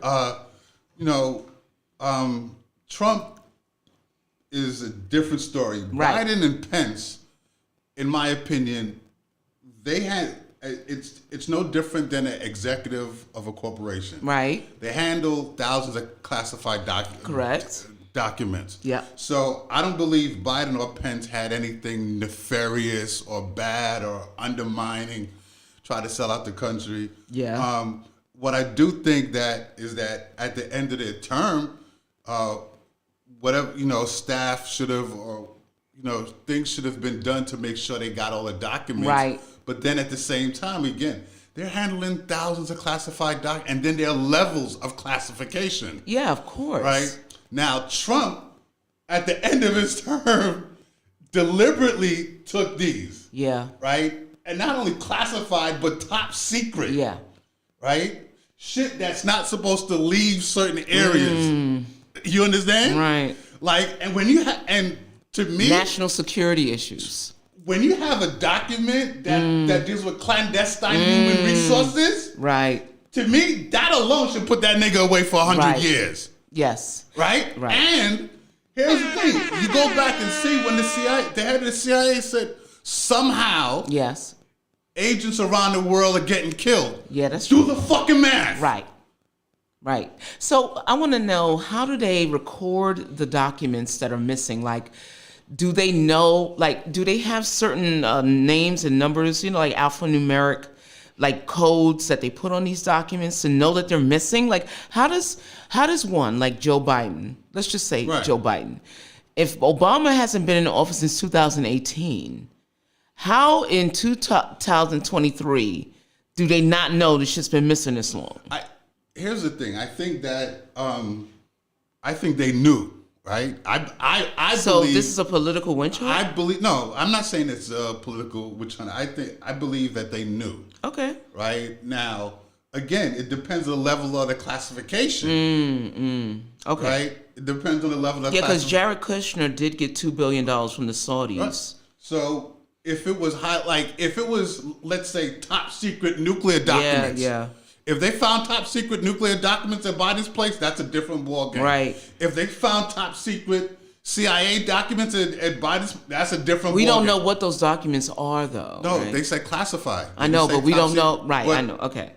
Same thing with Pence. Mm-hmm. Right. So it's the level. So I think it's the level. I just think it's interesting that this comes up now. Okay. Right. But then what other president? True. What other president? Right. Now, Reagan. we're going to have a whole Carter. history, right? Right. What, you're going to get Reagan and Dan Quayle and Yeah, Gerald that's kind of, Ford. yeah. I'm just saying. Yeah, that sounds nasty. How far back can you go? How far Bushes? back you gonna go? Yeah, you know what I mean? Right, exactly. Right. Does Obama have some stuff? I don't know. You know what I mean? And I know that the Republicans, and speaking of, I know the Republicans salivating out at their mouth. Well, they want to use it for political. If Obama happens to have stuff. Okay, right? let's do that. All right. Anyway, so next, Brock, okay. I'm sorry. You got any opinion about that? Classified is bullshit. Classified can simply be An email. this room. Okay. What we've done in this room is Okay. classified. Nice. Top secret, Yeah. another level. Word. And I don't remember them, and correct me if I'm wrong, I don't remember them saying even that Trump had top secret documentation. He does. I'll He send did. it to you. I know. I'm asking you. Okay. He did. I'm not saying. All right. No, he did. Did Biden have top secret? No. No. Did Pence have top secret? No. No. But Trump refused to. He refused No. to return. He said he could declassify No, it. no. Hold on. Go ahead. I want to deal with All right, let's go. this. Okay, Go let's ahead. go. Did Trump have top secret documents? Yes. Yes. Okay. Did Biden or Pence have top secret documents? No. Okay. That's the fucking difference. Forget everything else. Top secret apparently is more important than classified. You can sell top This secret. nigga Yeah. got top secret documents. That he can sell to the countries Ju- or nations that. Correct. Right. So just based on that, And he all about money. that's the difference. Right. You know what I'm saying? Okay. Biden ain't got nuclear code. Top secret to me is like this in my movie, in my imagination. That's nuclear codes, spies around the world. Right. You know what I'm saying? Clandestine shit. Ooh, James right? Bond shit. Got it. Top secret. Right. Classified, just kind of like, let's It's in not an talk about email about like what we having. We're having lunch next week. The walls are fucking green. Right. Classified. Right. Okay. We don't want nobody to know that we're green screen. Okay. You know what I'm saying? That's Right. classified. All right. Fine. So the witch hunt is the bullshit. Yeah, that's right. It's all political. You going after, but what we forget to do as Americans is listen to the words. Classified and top secret is two different things. That is correct. They're two tiers, different tiers. the two tiers, right? That's like a stabbing or a shooting, Okay. or a choking and a stabbing, Okay.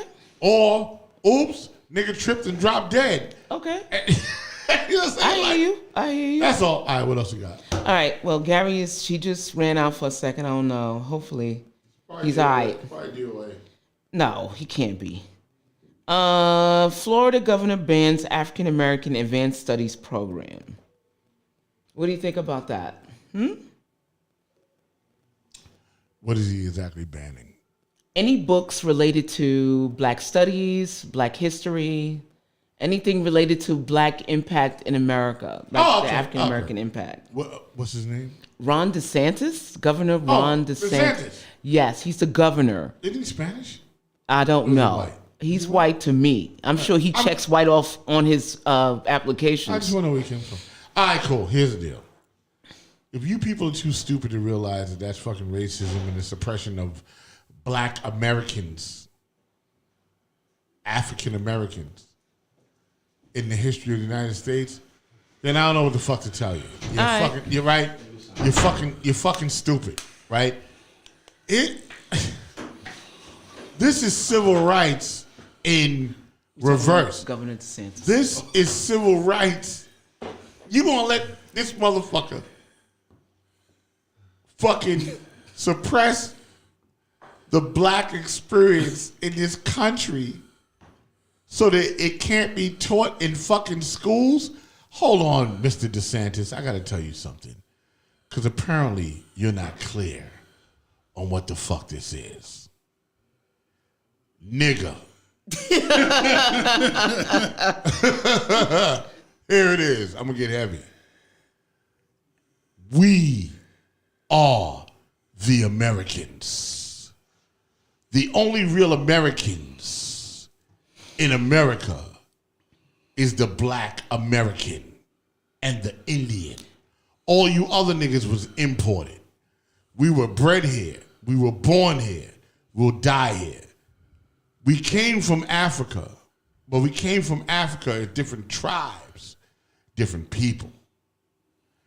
In Africa, we could not even communicate with each other because we all spoke different languages.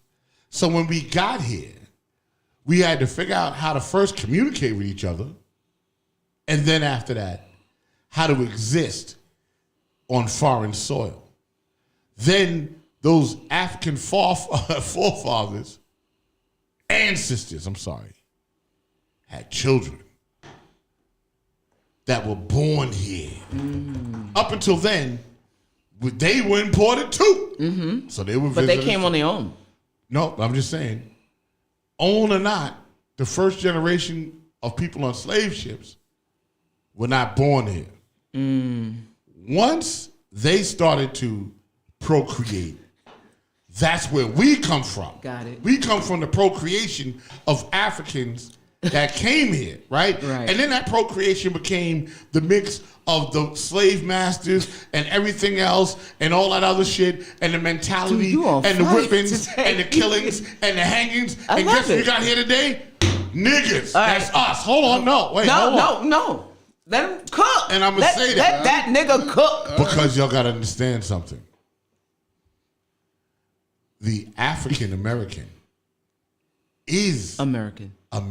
Native We are native. to this land. We are native to this land. Yep. I am not native to Africa. I wasn't born in Africa. My father wasn't born in Africa. My grandfather wasn't born in Africa. Before that, wasn't born in Africa.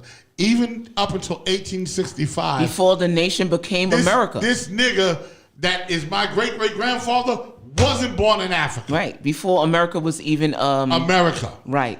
The United 17 States. The United States. It wasn't even what do you call it? When you like a corporation. Oh, yeah. It Hadn't wasn't even been formed. ratified. Wasn't even Ratified. ratified. Yeah. So, Mr. DeSantis, for you to suppress what you call black history, you're suppressing American history. Yo, crazy. Because we're the fucking Americans, dick. All right, hold on. Go ahead. Hold on. So he made the speech that he was going to ban like AP courses in schools after he quoted Martin Luther King Jr.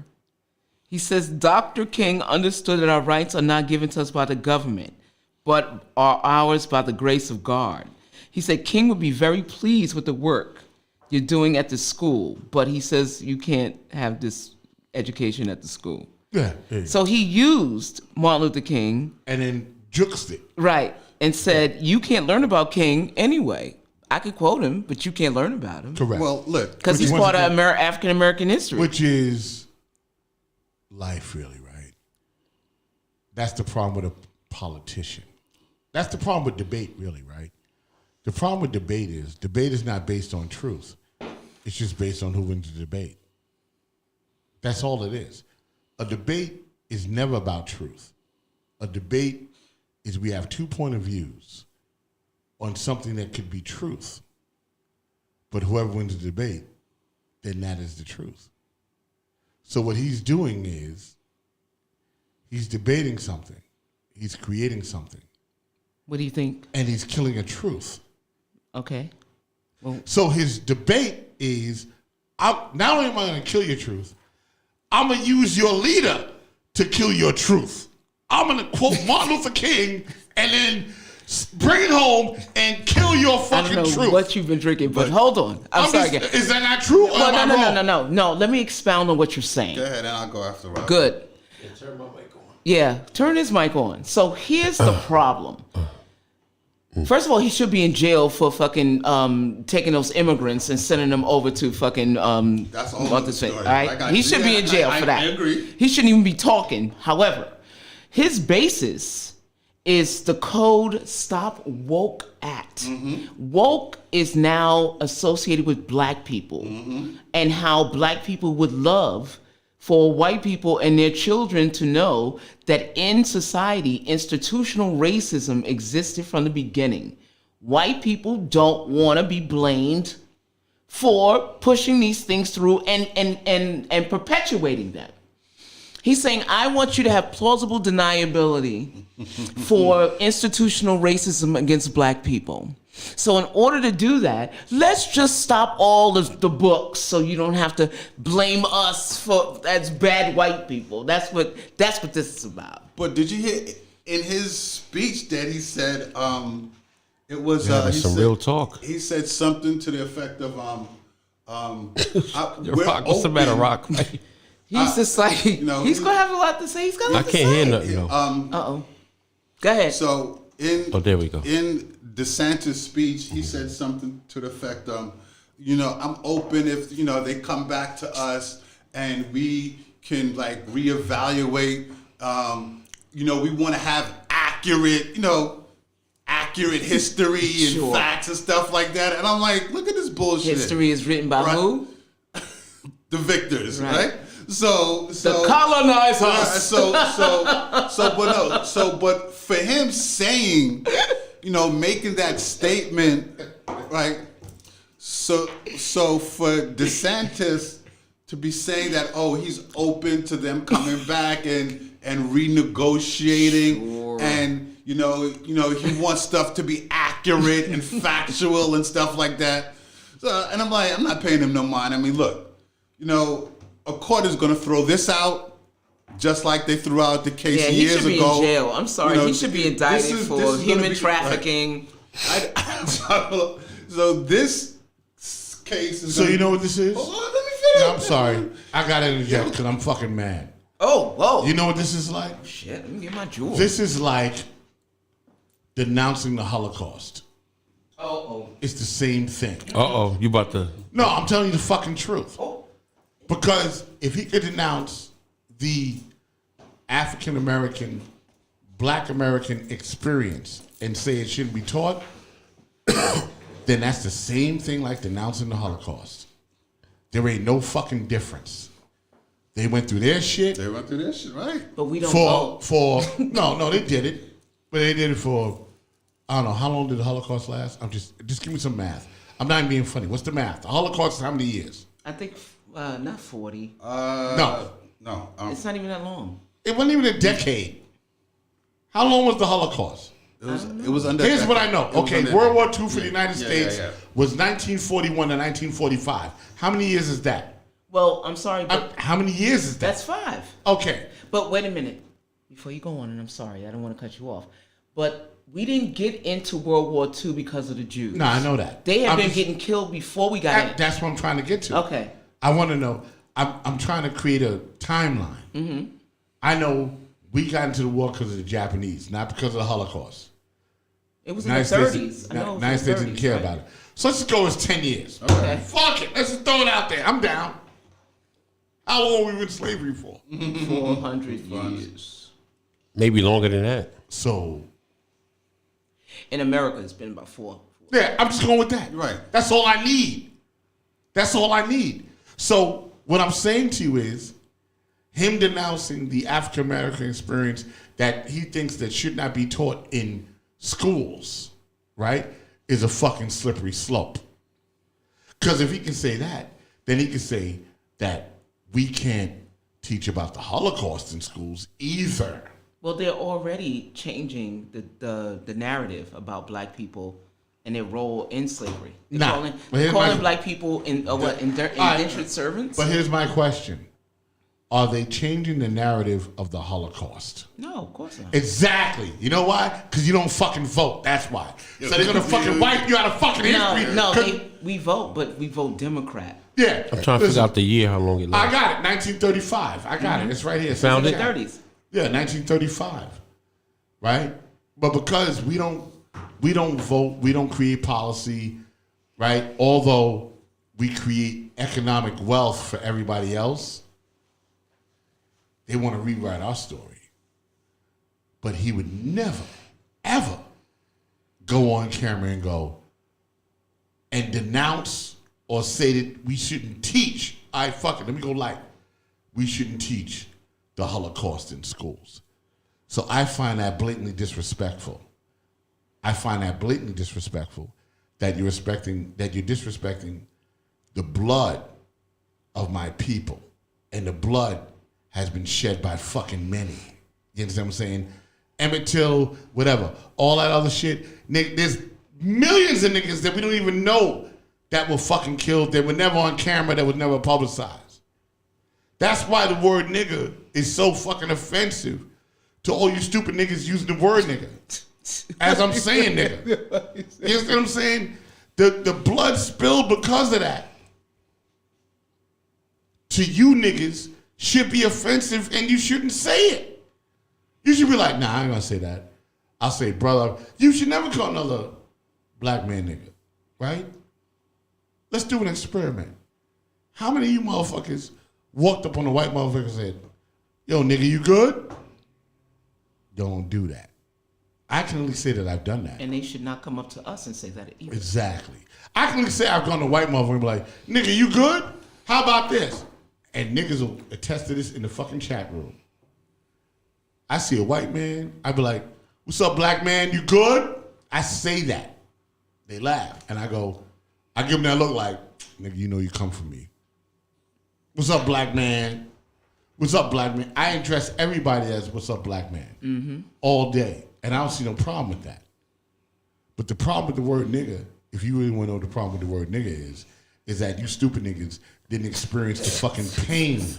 You didn't experience the pain and the hangings and looking at people hanging from trees. That's where the song Strange Fruit comes from, from Billie Holiday. Strange fruit hanging from trees. And they tried to ban her too. Right? And they tried to ban her for singing the song. You motherfuckers don't get that. You don't get that the generation before us, the shit that they fucking saw, ain't got nothing to do with the 70s. And the 70s was fucked up for us. These niggas saw shit that was men where their testicles have been removed. Their tongues are removed and all that. And all that is based on the word nigga. But we let that slide and we made it part of Can society. I bring that back for a second? Yeah, take it. I think that also it carries on to our conversation today about that young man who got killed by the police, right? I think that the attachment of that word and that term also is why law enforcement approaches us the way they do and why we don't get home when we get in our cars. It's the same. It carries over. Because what does niggas really mean? What does it mean to you? What does it mean? It means people that are ignorant, that don't do anything for society. They're eaters. They're useless eaters. That's what I believe. What does niggas mean to you? They use and they consume. What does it mean to you? What does it mean? Derogatory, offensive term. What does niggas mean to you?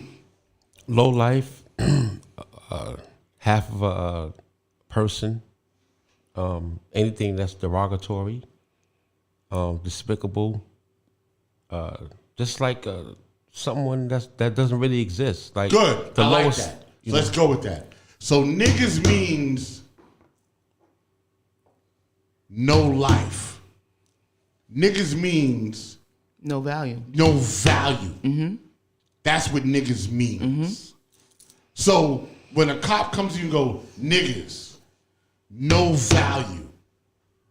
I own you. I can do whatever I want with you. And that mentality was demonstrated with black cops that saw, what's his name again? Tyree Nichols. Tyree Nichols as a nigga. How many cops was it again? Like 5? 6. It was 6. And they didn't see him as a man. Fuck the fact, black man. They didn't even see him as a man. They didn't even see him as a human being because they went, oh, look at this nigga. As soon as that happened, the fucking shit was over. After they pepper sprayed themselves. After they got mad because they sprayed each other in the eyes and like, oh, we got to fuck this nigga This up. is some nigga shit. Some nigga shit. You got to recognize what it is. So, just going back to the DeSantis thing,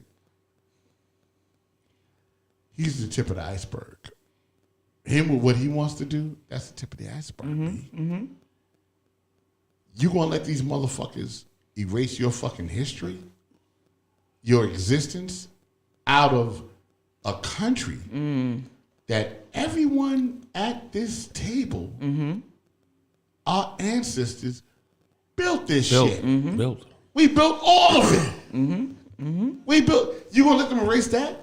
Created. And then you're gonna let them erase the tragedy of what they did to us. We didn't do the shit. It ain't my fault. You happen to be white and I was black and you did the shit. Right. But here's the deal: I need you to know this shit today, so you don't fucking do it again. That's right. You understand what I'm saying? If I don't put this in your curriculum, Right. then I'm not acknowledging that this was a mistake. Right. If I'm taking it out of your curriculum, I'm acknowledging that it was cool Right. to do. Right. I'm not teaching you to shame you. I'm teaching you to let you know what your ancestors did was a mistake. That's all I'm doing. There's no shame in that. Nigga, you didn't do it. White boy, you didn't do it. You didn't do it. Your father didn't do it. I'm just saying, y'all didn't do slavery. But if I don't tell you that the shit was a fucking mistake, Was it though? then I will allow you to do it again to my great-grandchildren. Yeah, because, I mean, there's kids now that tease black kids. Like, when black kids go to, like, all-white schools, they've already been taught that black people were owned by white people. And they do these pranks with these black kids. Yes. They do these slave auctions with Right. these black kids, and they remind black people, like, oh, yeah, we found out that we owned you. You know, so it's perpetuated, even up to this day, you know, when it comes to the black-white relationship in America, you know, and to ban our acknowledgments and our triumphs and our accomplishments in this country, like the refrigerator, you know, like inventions that we've contributed to this society. We have a laundry Traffic light. No, but I mean, yeah. to ban that, how are you teaching these kids? Well, see, I think that with Who are you lying to? I know, but with people like Ron DeSantis and how they think, I think that he feels that he's able to do that. Clearly, they tried to do it years ago with Latin studies, and that failed in court. So this one also, this is going to fail in court too. Ben Crump did a major press conference earlier in the week,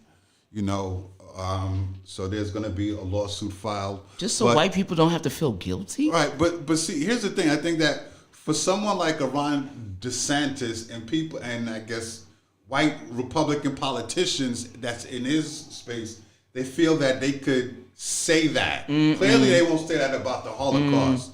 So now we have to be able to go to court to get the shit overturned or thrown out, right? Unfortunately, it has to be that. Right? So in the chat room, Renee goes, today is International Holocaust Day. The Bronx Borough President office building is lit up in yellow to commemorate that. Okay. This nigga wasn't even born Right. when the Holocaust happened. Ruben, But he's been, no, it's not Ruben anymore. No, but he's been conditioned like we've all been conditioned to understand and respect and not fuck with the Holocaust. I remember when I was in the 9th grade, we had Holocaust class. I never forget this shit. Hold on. We had Holocaust class. It was like afternoon, 7 period. And the teacher was a Holocaust survivor. Mm-hmm. She had the numbers and everything. Mm-hmm. Wow. Everything, right? Because you got to remember, this is 1980. Yep. You know, so it's feasible. 40 years. Yeah, she could have been a child in the Right. Holocaust. Right. So we there, and I got a little biblical knowledge, you know. And I say, He's an uppity nigga. I was an uppity nigga. And I go, well, Mrs. I forgot her name. I said, well, maybe the Holocaust happened because the Jews killed Jesus. And maybe that was the revenge. Yo! That's what you said? That's exactly what I said. Fucking right. I was like in the 8th grade. He's a Christian. No, he was raised Christian. Right. So it was just a logical thought to me. Right. I'm like, well, Jesus is God. Yo killed God. Then God got back. You understand what I'm saying? That's how I thought about And it. she was pissed. Oh, shit, she hit the fucking roof. She was in tears. Next thing I know, She was crying. oh, no, she was in tears. The dean came and got me. Hold on, they got the dean involved? Nigga. It's a hate crime. It was a hate crime, technically. You're fucking like what, 3? Yo. and shit? No, Like 8 years old? No, if it was the 8th grade, 7th grade, I was like maybe 13, 14, 13, 15. 14. Not even 15. I was about 12, 13. And I had to go to the dean's office. Big shout out to Mr. Stream, because he was the one that did the radio program in the school.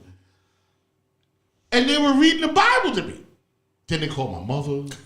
And it was a whole fucking big deal. Wow. But in my mind, I thought that it was a worthy debate Right. at 14. And no one went, nah, that's not what that was about. And we learned some other stuff in Hitler and all that shit. I'm not saying, I was a blind. But just in my mind, I went, well, shit, you know what? And Jesus was Jewish, and then you killed him, and y'all are Jewish. So maybe the Holocaust was God's revenge. It sounded logical Right. at that time. Right. Right. You know what I'm saying? Because you were young. And they put me through the fucking ringer Yeah, I because bet of that. they did. They put me through the ringer. So the only thing I'm saying is, I'm sorry. if I got put through the ringer as a 13-year-old, then what the fuck is going on with DeSantis? Well, let me just That say, he can disrespect us. Yeah, but here's the thing. I think Right. now, Go ahead, Gary. as far as the Holocaust now, I understand what has happened and it's definitely horrible. But you know what? For what happened to us with what King Leopold in Belgium did, Of course. that needs to get just as much as light, Right. The Dutch. or even more light than with the Holocaust. Right. Because the 10 million black and African people that King Leopold killed, mutilated, men, women, like a fucking whole generation. Like the shit that motherfucker did, have movies and documentaries and studies done on that. Because they don't teach it. Like, I didn't learn about him till I was like 27. Yeah, there's a whole nasty Like, the undercut. shit that he did? No, wait, hold on. Robin, come on. I know, but All right. and I'm just going. Let me just give you my point of view. Oh, God. We live in a globalist society. Mm-hmm.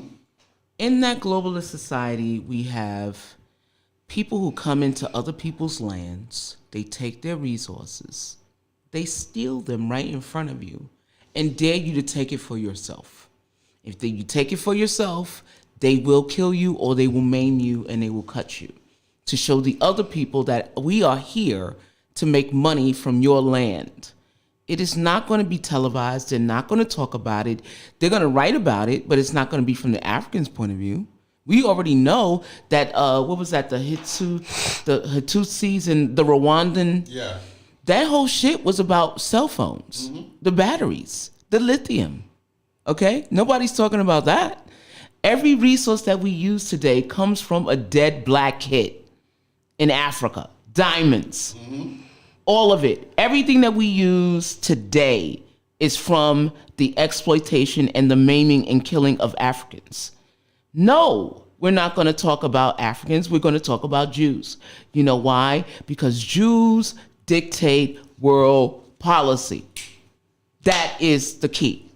That's what they do. They dictate world policy. We ship them.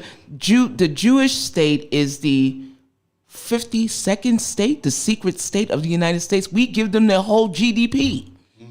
We fund them. We fund their whole economy. Okay? So let's not get this fucked up. And a lot of people who are of Jewish descent have dual citizenship. They are citizens of the United States and of Israel. Take your monkey ass to fucking Israel and see what happens. You know what's gonna happen if you take a plane? You know there's no destination spots for Americans to go to Israel. No. Soon as you get on the plane to go, they'll be like, buy your ticket.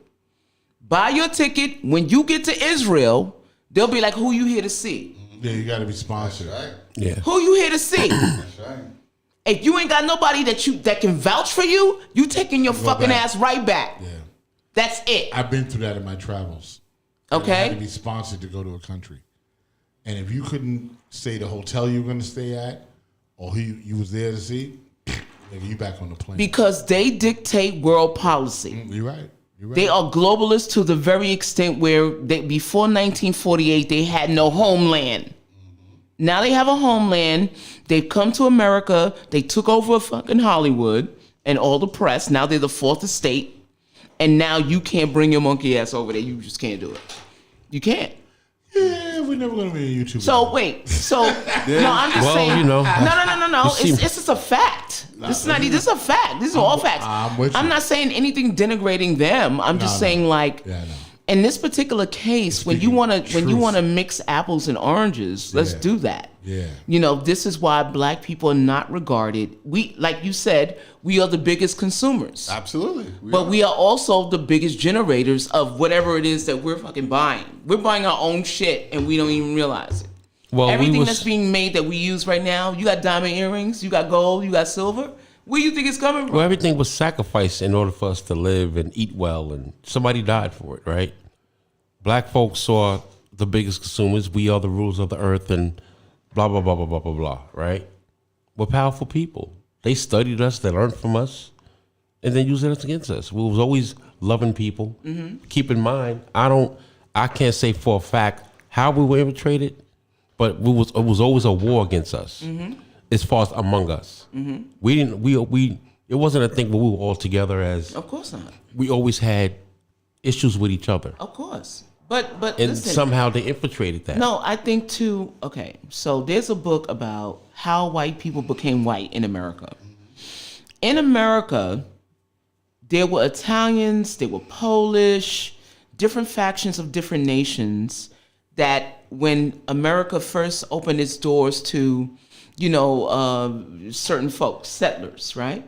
They had beefs in their homeland and they were fighting amongst each other here until they decided that to divide the labor, they needed to do it by separating slaves from white people. Right, so they merged together. They 'cause of the never skin color. even considered themselves white until as a political bloc until they made black people slaves. That's how it worked. Right. So at this particular time in our generation, even when Cubans and Asians, they come here, they have to check off that white box. They check it off. They're like, no, we don't be associated with them niggas. That's how the consolidation happened. And that's why the political factions happened the way it did. I'm just saying. No, you're right. I'm done. Yeah, you got it. I'm done. I'm not gonna say anymore. I do go on too long. Let's do relationships. Anybody got the relationship page up? Because we went heavy, man. Everybody want to hear about relationships, But it was necessary. Everybody want to stay with us. Like the page. I mean, you like the page. It went yeah. on. Come on, we having And it fun actually here. went pretty quick, really. You went in like you did that. It's Yeah, like you did that. We're at 2 hours and 23 minutes. Yeah, I Salutes knew it was gonna be everybody. 3 hours. I knew it. Yeah. All right, so we're gonna do relationships. Okay, so there's a round just do it- table. just do a couple, You want to yeah. stick to the rules? Stick to the rules. I ain't All saying right. shit. All right, so we're gonna stick to the rules. Okay. All right. So the rules are as follows. I'll read the advice. Gary will go first. You will go second. I will go third. And then Rock will go last. Right? Okay. Ready? Yeah. I Okay. So here are the questions. Overheard my boyfriend tell his baby mama that she and the kids will always have a place to stay. He stays with me though. Huge fight about how I can let his baby mama and their kids. Oh, huge fight about how can I let his baby mama and their kids be homeless. I love him, but I can't have them in my house. He threatened to leave. What's the advice? Oh, wow. You want me to read it again? No. Okay. Yeah, he like that. I think that he needed to talk to her first, like Okay. before he can volunteer. Okay. Even though his baby mama, have the kids or what have you, and if she's gonna be home, if he's in this new relationship, he needs to really talk to her. They should have had that conversation first in the event that, something may happen. Well, look, but more times than not, a woman's not going to go for that, but still at least have the conversation. I think that's fair. Yeah. DOA, what's Read that again. Okay. Well, this woman overheard. I'm just gonna mute my mic. Yeah, there you go. This woman overheard her boyfriend tell his baby mama that she and the kids will always have a place to stay. And he stays with her. Right. Stop right there. Okay. Nah, he violated. It's a fucking rap. And there's nothing to talk about. There's no conversation with that. What woman in their right mind is going to deal with some shit like that? No one in their right mind will deal with some shit like that. There's nothing to talk about. It's a wrap. It's over. Okay. Bye. Leave, nigga. All right. Yeah, because he's threatening to leave. Well, then leave. Don't threaten. Leave. Okay. You stay with her anyway. Right. And you a fucking bum. Right. All right. So that's where I was going with this. So I'm going to piggyback off of you. How could you offer someone a place to stay when all your motherfuckers is homeless? And you're homeless.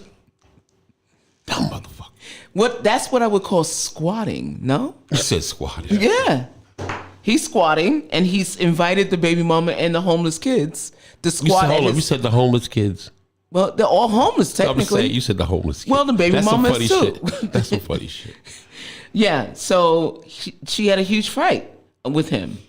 And how can I let his baby mama and their kids be homeless? Like, that's his argument. And I'd be like, nigga, you homeless too. Get the fuck out. And that'd have been it. She loves him though, but she can't have them at her house. You said he threatened to leave. Love. Okay. Love. Love. Go ahead. Who, me? No. Oh. I'm like, go ahead with the love stuff. All right. Yeah, love. So let's go to Rock. What is your interpretation of this advice? All right. So I just want to go in the chat room before I go in. Renee said, wow, that's deep. Never heard anyone say that before. Definitely worthy of debate. I think that was something else. Tashi says, laugh out loud. He should take the kids and have the baby mama take care of herself. Okay. That's fair. So, I'm gonna DOA kind of hit it on the head, right? First of all, nigga, you a bum. Let's just start with that. And you're a bum offering a home to your previous family, and it's not your home. So that shit is retarded. Girlfriend who was asking the advice. If you find it in your heart that that's what you want to do, I'm not against you. Listen, you go do what you're going to do. Just do what you're going to do. Don't complain about it. But in my advice, if he's threatening to leave, well,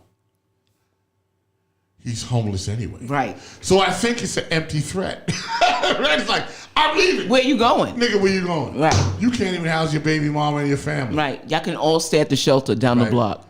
So, in my point, or how I feel, I'm like, you got involved in a situation with a guy that is a loser.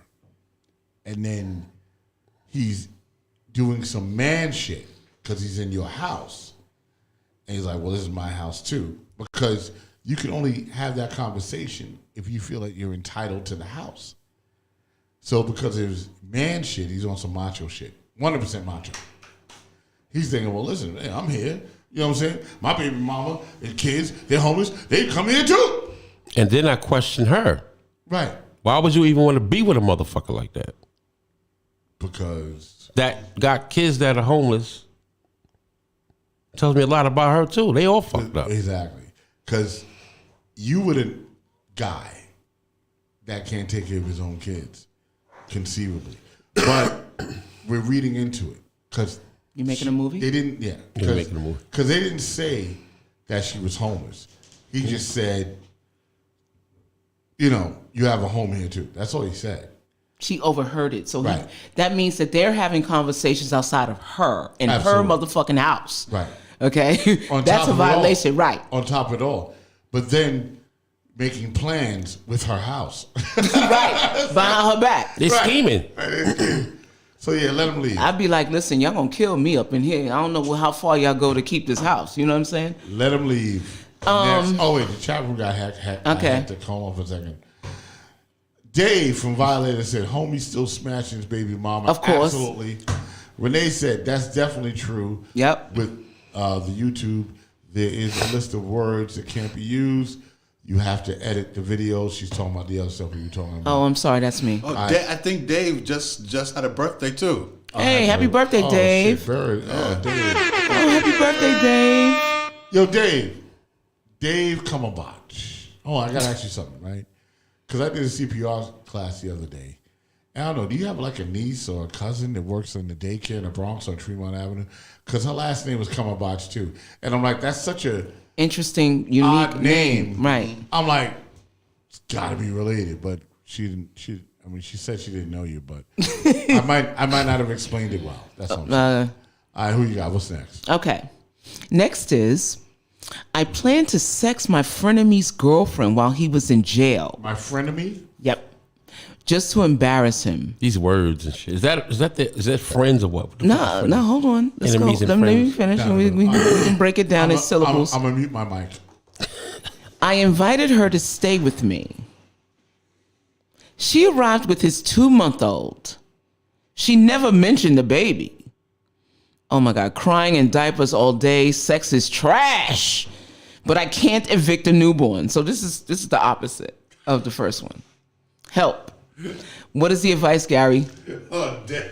You are first. That's the round table. I don't even know what to say. All right, DOA, hot potato. All right, let's get back to this frenemy shit. Right. Break this shit down. Frenemies. What do you mean frenemies? So a friend that's an enemy too? Like you're on opposite sides? Like you stab each other in the back? I heard that term before, but Yeah, you know. like it's a false friend, a person who's a hater. You know, that's always looking to come up off you. All right, bring it back. Run it back. Okay? All right, here we go again. I planned to sex my frenemy's girlfriend while he was in jail, just to embarrass him. Okay, and the sex is trash. And No, I invited her to stay with me. She arrived with his 2-month-old. She never mentioned a baby. Crying in diapers all day, sex is trash.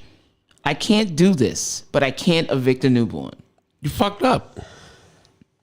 So your hating ass got you a whole Yeah. baby Yeah, that ain't even yours. Yeah. And the baby's 2 months old. you fucked up. So her poop chute is still open. Like she ain't even healed like yet. And but he made a plan to do this. Yeah. So he had to know she was pregnant. How could you not know? You know what's It's so his fucked up? friend's girl. It sounds like we're talking about niggas. That's what it just sounds like. Way you know, It's what I mean? some nigga shit. That is some nigga shit. Okay. How could he not know? As you were saying, how could he not know? And to What was she at a monastery for the whole pregnancy like they used to do back in the 50s? I can't. like, see, so I mean, it's so he wants to get back at his frenemy, trying to sex his girl. But why even ask her to move in? Right, but why ask her to move in? He could just have sex with her. Right, that doesn't make sense. He could just smash. Just smash fucked up. and be out. He asked her to stay with him? What kind of shit is Yeah, that? that's dumb. Sound like That's a dumb motherfucker. Wait, and how long did it take for him to ask her to move in if the baby's 2 months old? She That's a just good had question. the baby 8 weeks ago. Rock, can we get the buzzer for this dude? Like, come on. All right, so now we're gonna hit Rock. Rock, now it's your turn. That's it? That's it. How can you respond to that shit? Press all the fucking buttons. All right, wait. No, not really. That's all I gotta say. Right. Nigga's a dick. All right. Nigga, you went on some foul shit. And it backfired. And it backfired on you. I love it. I'm like, nigga, that's like shooting a shotgun and the bullet come out this way. Yeah. And now you bug. Like nigga. Daffy Duck. Right. Yeah. That's some Daffy Duck shit. Absorb that. Because what happened was you got played by her. But you tried to be the player on some foul shit, right? You disrespected your man. Now, you had moments. Let me give you the moments. When she showed up with the kid.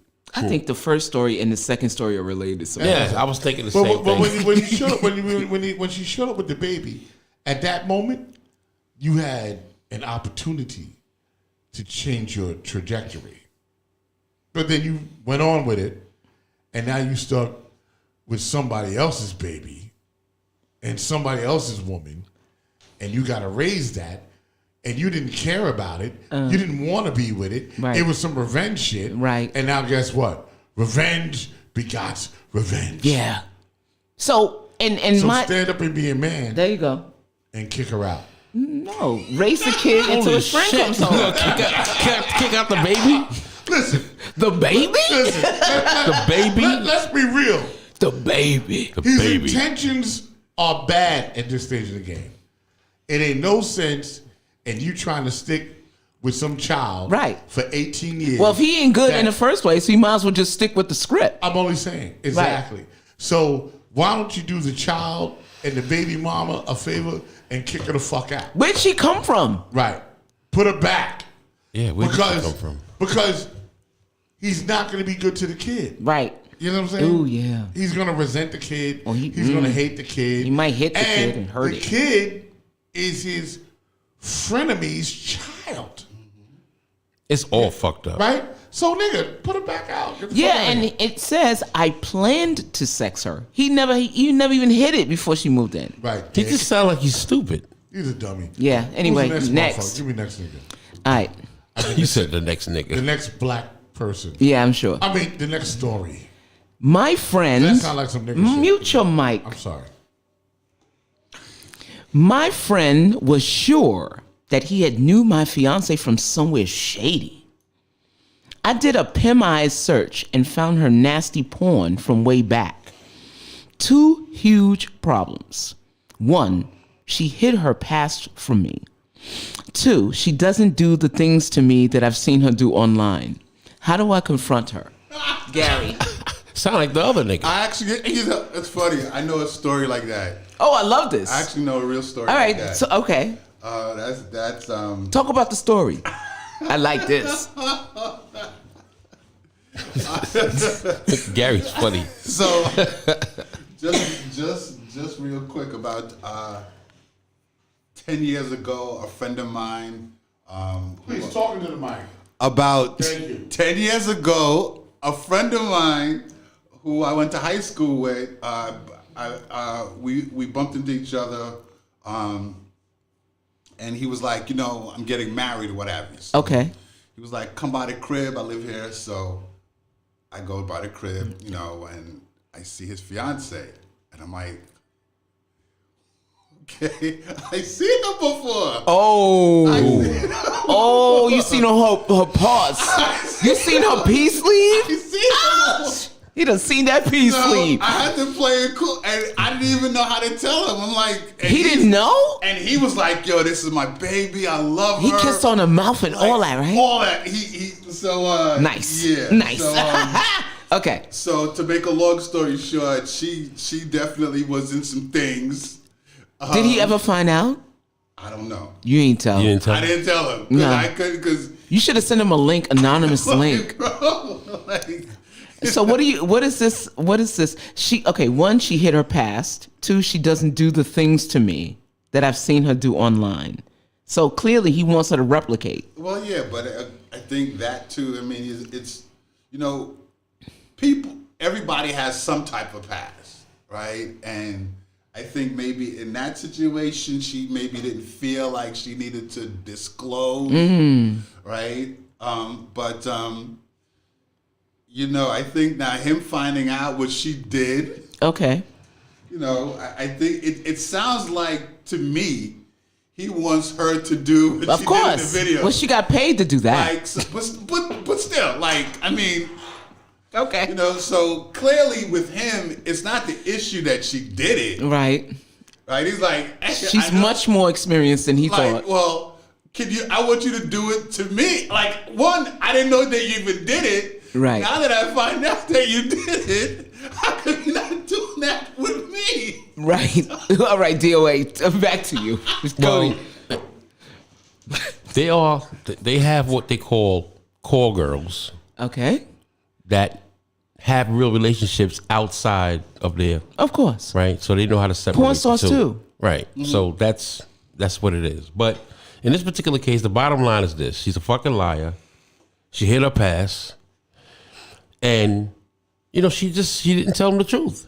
Now that he found out, fuck it. What are you gonna do about it? It is what it is, and you can't do nothing about it. One, don't worry about the fact that she's not doing the shit to you. The fact that she done fucked 1 million people. And You they done just kissed seen this that- bitch in the mouth. Yeah.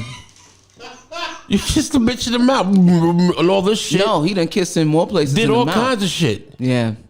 You know what I mean? Like I said, she probably She's playing a gangbang. She probably sucked so much dick. Well, She this walked is- around on this her is- knees. And you probably And then went you down coming on that home, thing? honey, I'm home, and everybody knows it but you. Believe me, everybody knows the She shit. baking pies in the kitchen and all that shit. So the bottom line is, oh shit. Either you gonna stay with the motherfucker, or you're not. All right, Rock. He not even upset that she did it. It's like, hey, That's not even nigga shit. That's some other.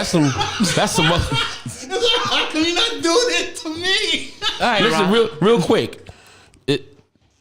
I know someone that worked in the fire department. Oh, and, damn. and all he watches pornos. Okay. And this nigga sitting there, and his wife was in a porn. And it was in a porn, and everybody's he's watching. watching? He didn't know she was in the porn, Oh, damn. and everybody's watching his wife getting fucked and shit. He they had to call the cops because he was gonna go home and Like murder. Oh, well, That's sorry. embarrassing. No, I have to take that word back too. Oh, my God. I'm just saying, it's Delete. just that's embarrassing. You know what I mean? It's not the fact that she's in a porno. It's the fact that he didn't know about it. If he would have known about the shit, you ever get a nigga option to even say, look, I suck a lot of dick. You know what I mean? So this is, what it is. Would you like to move forward in a relationship?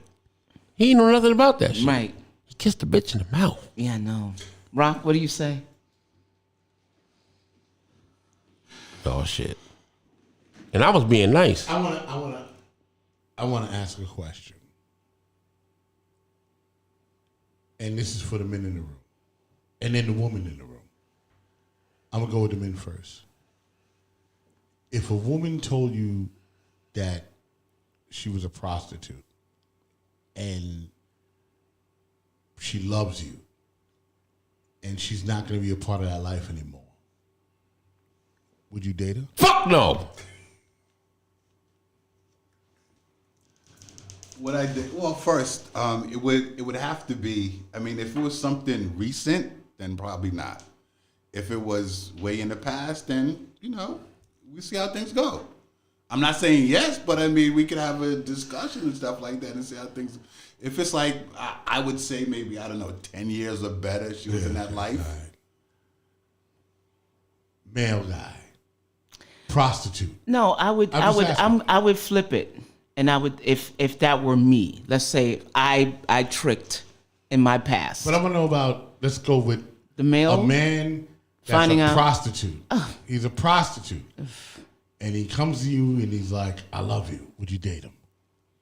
We'd be friends, we would be good friends. We'd be very good friends. Like I wouldn't just throw him away. If he's a good man, I really would enjoy his company. Okay. But I would not date him. So, all right, cool. Agreed. So, Here's where I'm at with it, right? And this is how I feel about it. I'm like, you get to an age, right, where nobody is a virgin. Everybody has a past. You could be a prostitute. You could not be a prostitute. You could have been extremely sexually active. You talking about, oh my God, he kissed him in the mouth. And yeah, I don't know how many dicks she sucked. Let me tell you something. I know where you're going with this. I'm putting it there. I know where you you're going. You can be with a woman. She done sucked mad dicks before you. It's just your turn. And just your turn. Well, it's just your turn. Hold I know where you're going. Hold on. It's just your turn. No, because you got to be clear. It's just your turn. So none of that Puritan bullshit Right. It's just really your turn. comes to the table. Really.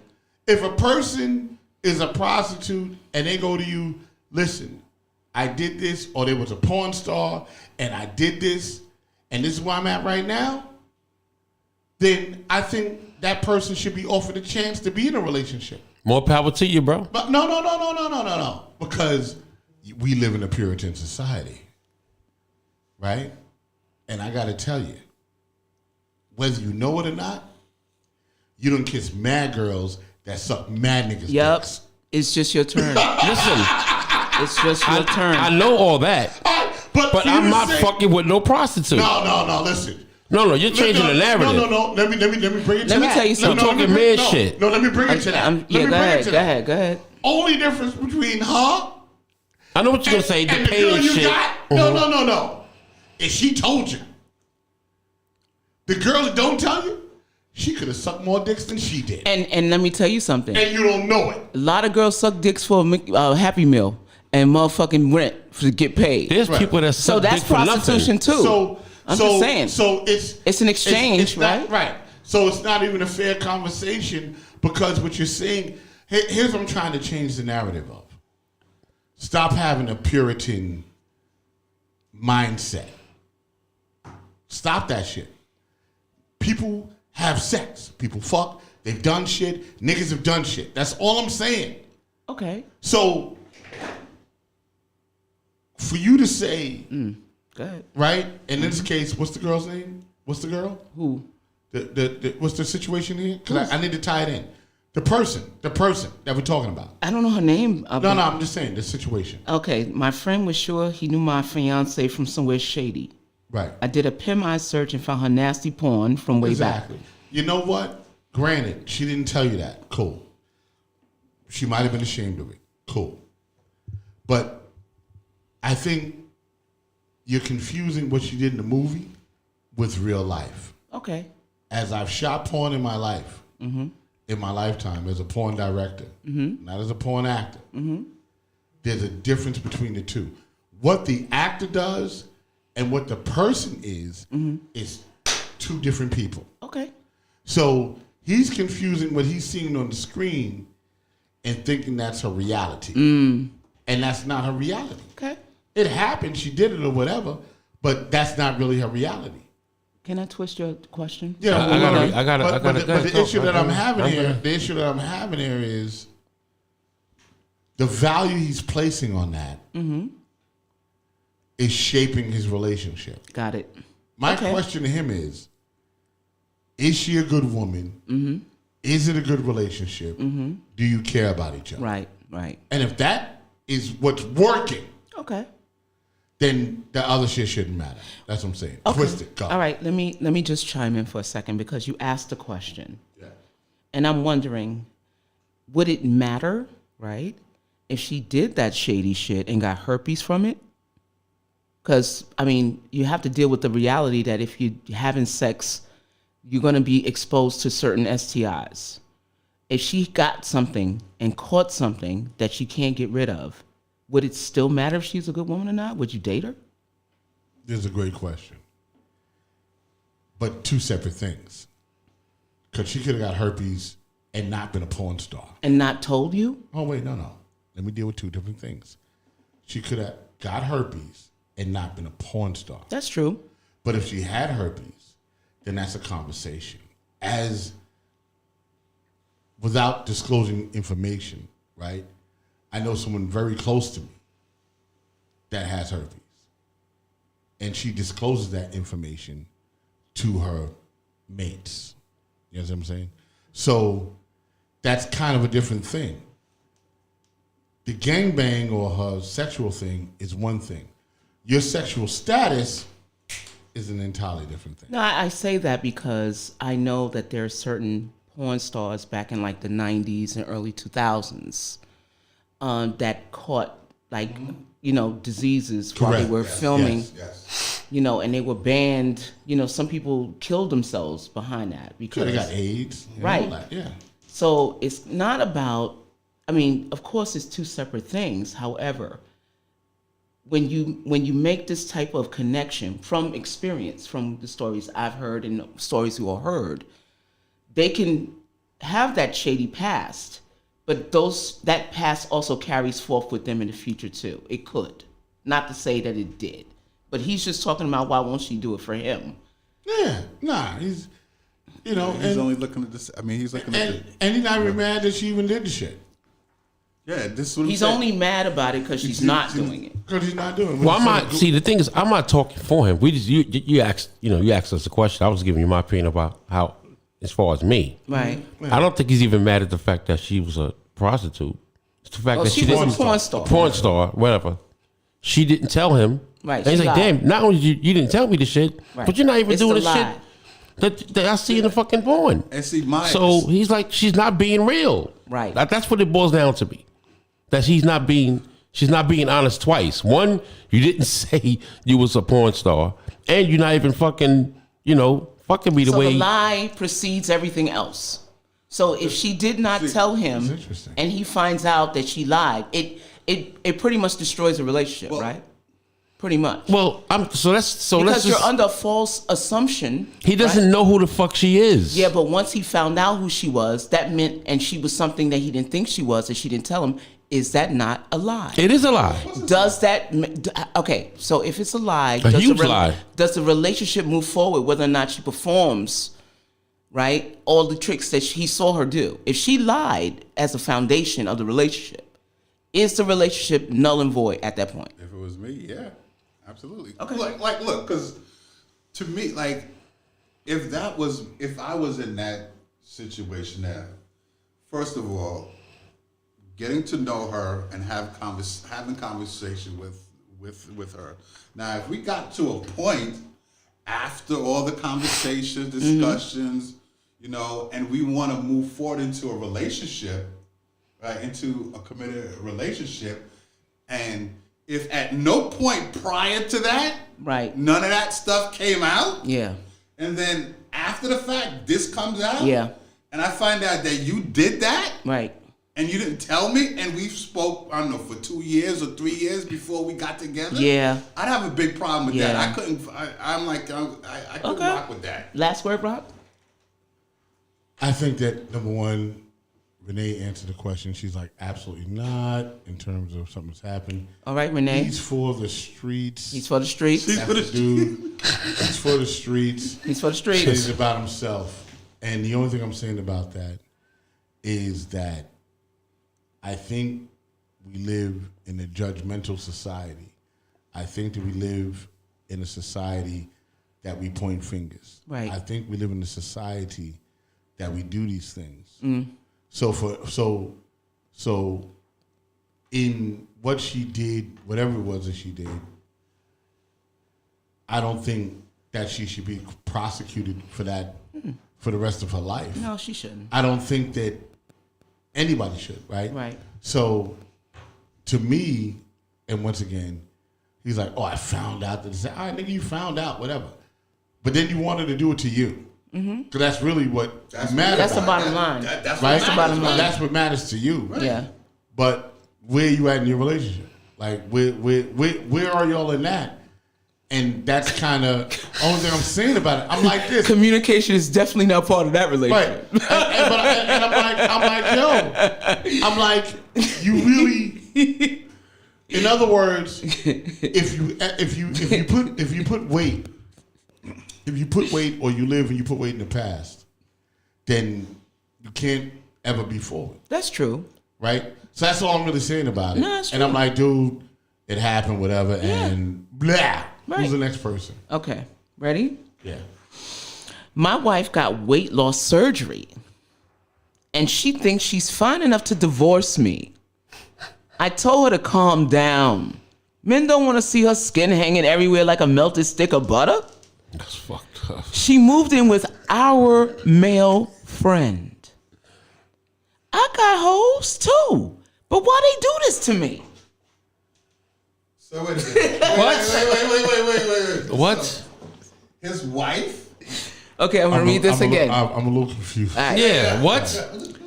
My wife got weight loss surgery, and she thinks she's fine enough to divorce me. Okay. So she's cocky apparently right now. she, thinks she's you know, the shit, right? She's feeling I herself. told her to calm down. Men don't want to see her skin hanging everywhere like a melted stick of butter. She moved in with our male friend. So she left him. Yes. Yes. Okay. All right. With their friend. Apparently his friend. Right. I got hoes too. Then be with the hoes then, But why they do this to me? because she's a hoe. And Well, clearly the male friend and her been fucking. So yeah, they've been fucking. They've been fucking. So Well, she got the surgery, and before the That surgery, wasn't new. That's self-explanatory. This whole shit. She might have got it because of the male friend. probably so. Yeah. Right. That's right. Maybe the male friend paid for the surgery. maybe, right. Yeah. So he still thought that she was still unattractive because he says men don't want to see her skin hanging, but she still left him anyway. Well, This is simple. So, Like this. Like this. like womp womp womp. Like cool, nigga. Like you insulted her after she got the surgery. Right. So you still You didn't like a her woman- fat, and you didn't like her skinny. Right. So you took a woman that had a low self-esteem, and then she tried to uplift her self-esteem, and then you brought her back down to a low self-esteem, and she found a nigga that was like, nah, you a queen. Right. And now you mad. Yeah. Get the fuck out of here. Right. Next nigga. but keep in mind, Rock, What? she got cocky after she lost all that weight and said, "Fuck, nigga, I don't need you." She was going to divorce him. Yeah, But plus, it's She all was going to fucked leave up. anyway. This nigga was It's just talk- who she left with. listen. That shit is all fucked up. No. But he's looking at the skin hanging off. I wouldn't want people no shit like that Listen, let me tell either. you Skin all hanging out and shit. I've seen it. I've seen it too. And they look like they melted. Right? It's like bad melted It's just ice cream. sagging as Like you'd rather them- elephant blubber. Like you'd rather them. She said elephant No, blubber. seal, like a seal. No, because you'd rather them fat because it filled in all of that. Right? How do you get rid of that skin? So You gotta they cut it off. right? So when you see it, the shit is wacky, right? So The I elephant understand. blubber. I understand where he's at with that, but in the same token, you gotta understand something. You know, first of all, I don't think you loved her in the first place. Let's start with that. Yeah. Because you degraded her when she was fat. You degraded her when she was fucking everything.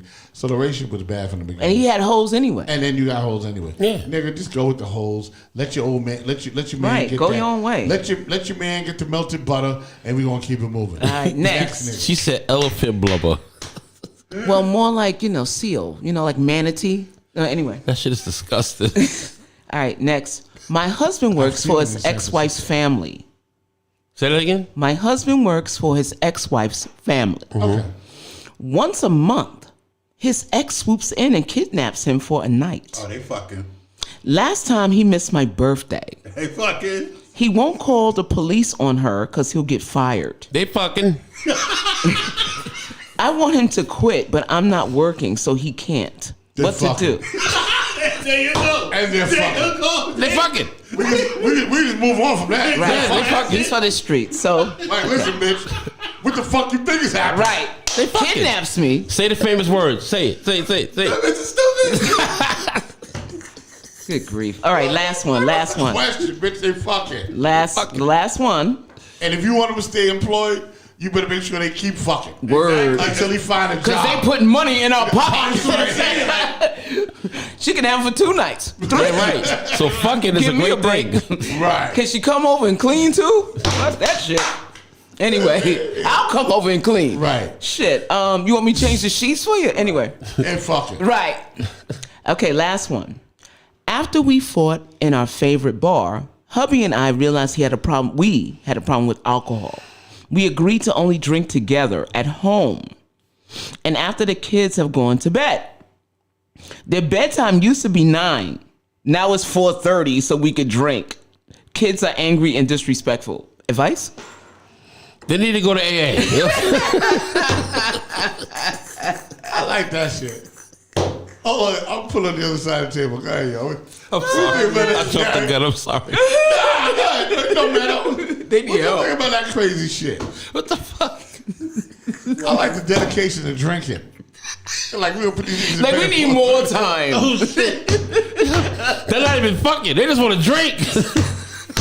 We gonna put these niggas in bed at 4:30 right after they do their homework. They get home from school at 3. You only give them an hour and a half of wait time. So, How old are these kids? That's what I want to know. oh, because they want to fucking drink. You bunch of fucking losers. Go to AAA. At 4:30 in the afternoon. God damn, I'm loving this couple. Oh shit, that's so funny. I don't know. Gary's like, I got nothing to say about that shit. I think. Go ahead, Gary. Talking Talk on the mic. It's to the mic. You talking into the wall. Yeah. Sorry. So Nigga, this is media. Stick it to the right. wall. So I Talk want about to. communication problems. This John. is really like, Talking to the wall. Talking to the wall. Go ahead, Gary. So the couple, I definitely have to congratulate them on them knowing that, hey, listen, it's a you can't- problem. Yeah, it's a problem, and they both know, that they shouldn't drink out, and they decided to drink at home. I think it's great. Excellent. That shows that there's communication there. Right? Now They work as a team. right? They work as a team, right? Right. But having the kids go to bed at 4:30, like that's insane. That's damn near child abuse. Yeah, that's insane. Kids- Imagine what they give them to make them sleepy, though. They give us something to drink, motherfucker. Exactly. Take a look. We're gonna rub some scotch on his lips. We gonna get some NyQuil and put in their Kool-Aid. Benadryl. That's insane. I mean, at least have their bedtime like at 8 o'clock. And drink at 8. And, yeah, and drink, Let me and shut up. Look, them drinking after the kids go to sleep, excellent. But I mean, at least make it a reasonable While the time. sun's still up, they gotta I love the commitment here. Like, but at least by 8 o'clock, Right. Even by 7, depending how young they are. It Okay. could be 7 7:30, I would or, say. or right. Or 7. But how they eating? They're not First even of all, eating. there's They nothing. ain't even eating dinner. I gotta say something because I got tears coming out. First of all, there's nothing positive about this shit. He's like, there's no upside here. Fuck no. There's no upside. These motherfuckers say, wait a minute. I have a great idea. We're not gonna fuck ourselves up at the bar. Let's take it home and fuck our kids up. Right. First of all, the kids is gonna be drunks. Right. All right. And they're gonna start getting drunk at 4:30. They could just run away from home and they wouldn't even We notice. know what happened. You made a good point, Robin. Who the fuck is feeding these motherfuckers? Right. These niggas is not even eating. Right. They don't even have dinner. Nothing. They don't even know the concept Get of home dinner. at 3 in bed at 4:30. When's dinner? Right. Who's doing their homework? I was just gonna say they ain't even got no homework time. They're too fucking drunk. I love this. Oh, this shit is just fucked up. They need to go to AA, man. They got a problem. They need their grandparents to come and get them. Rock, what do you got to say? When substance abuse governs your life that much, That was a good one. then you need to fucking quit. Yeah. You know what I'm saying?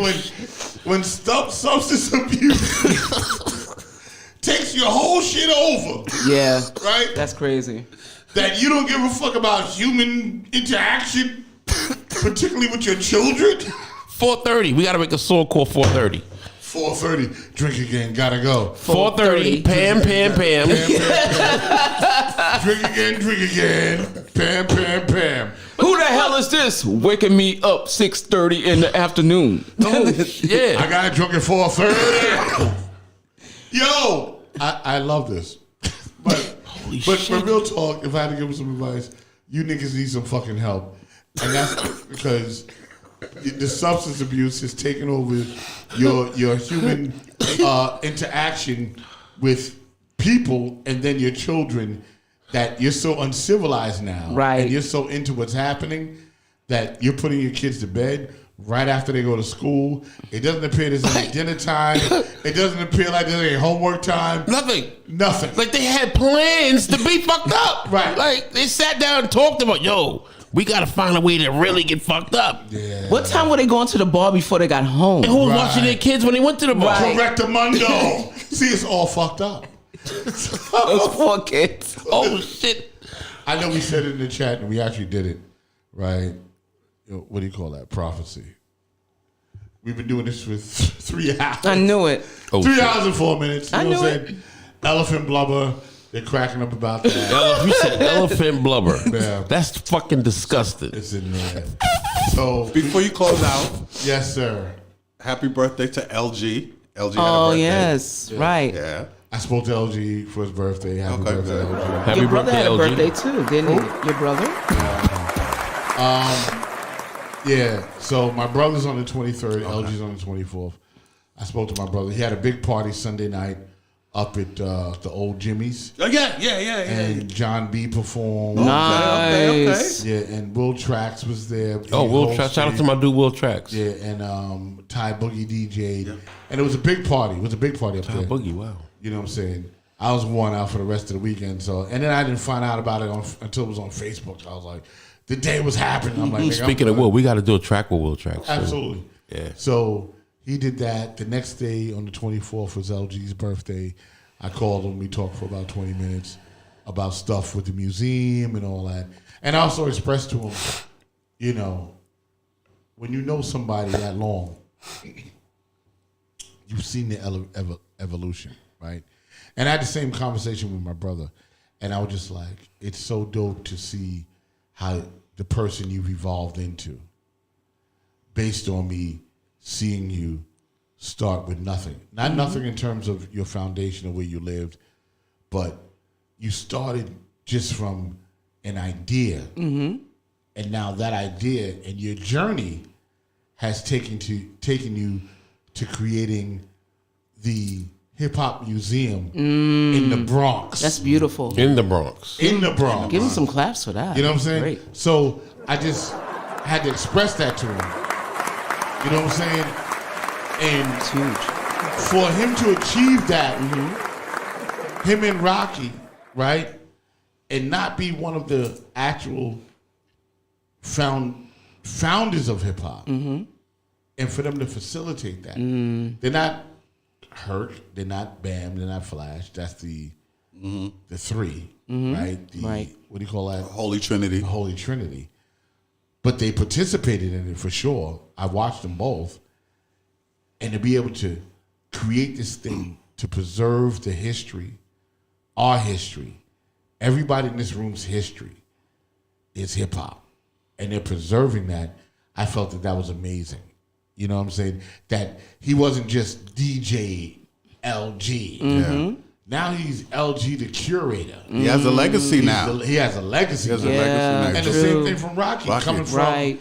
DJing Yeah. and creating this whole thing. And I saw them go on that journey. So I just had to talk to him and let him know how much I appreciated that. My brother, I had to talk to him and let him know how much I appreciated, you know, knowing where he came from and who and where he came from in his journey.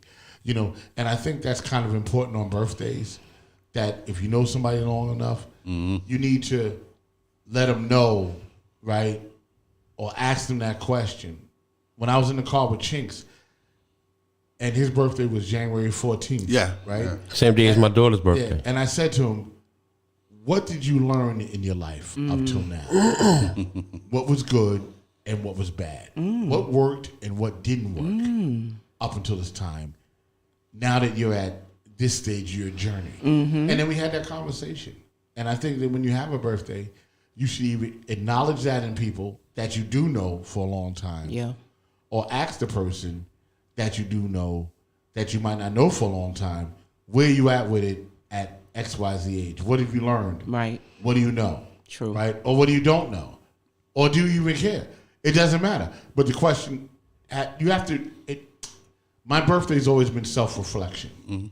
Every time January 2nd comes around, I self-reflect. And in one year, I had a birthday party, and I told everybody, I want you to come to this cigar bar that I was smoking at.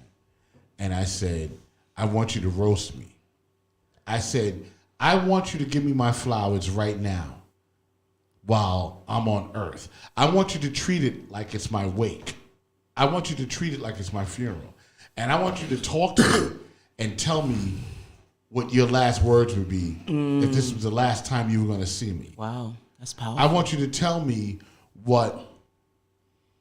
how I inspired your life or how I wrecked your life. I want everything. I want to know, right? Because you can't tell that to people when they're dead. That's true. There should be a birthday that you have that experience. And I got to tell you, it was a wonderful experience. It was very liberating. And I got to hear what people thought. And people were very honest. They were like, well, here's where you strived in our experience. And here's where you failed in our experience. And some people, it was all good. Some people, it was half and half. Some people was like, nigga, you did X, Y, Z, whatever. But the idea of it was to sit there and be able to absorb that while you're alive. Your birthday should be self-evaluation on how you've affected the people in your life and in around you that you've affected for the time that you're on this earth. Because the fucked up shit is niggas want to go to the funeral and express their love or express their hate or express the mediocrity or whatever it is, and you can't hear it. So what I did when I turned 52, I think it was about 52, 51, we had that experience. And everybody came and they just talked. And I didn't give a fuck what they said. I didn't even take no offense. I just sat and laughed. And nigga like, nigga, you did this shit and you was fucked up and I was mad at you for this. And niggas like, you did this and I love you because you did this for me. And they were just sitting there experiencing that. And that's what I have to say about that. If any of you in the chat room or in this room, your next birthday, you should sit with people that you've affected in your life and ask them, if this was the last day I was alive, that you could say something to me, what would you say?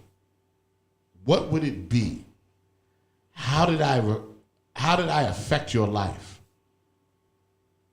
Good or bad? And just sit there and just take it. Because at the end of the day, life is good and bad. That's what it is. But it's just life at the end of the day. So you take the good, you take the bad. You take them both, and it's the facts of life. The facts of life. You know what I'm saying? So I just want to say that we got to start experiencing life like that, because we go through life as ghosts, because we don't really want to know what we did that was horrible. We don't really know what was good. So we go through life as ghosts, but you never ask the people around you, how did I help you or how did I fuck you up? Right. You know, I'm hearing your words, right? I haven't had a birthday party since I was 11. And I don't know, after a while, I just didn't really care about birthdays. I mean, like, I was happy to be alive and be blessed, but I never really thought about having a party until he said that. So, thank you for those words. Yeah, it's very meaningful. Yeah, no doubt. Because, you know,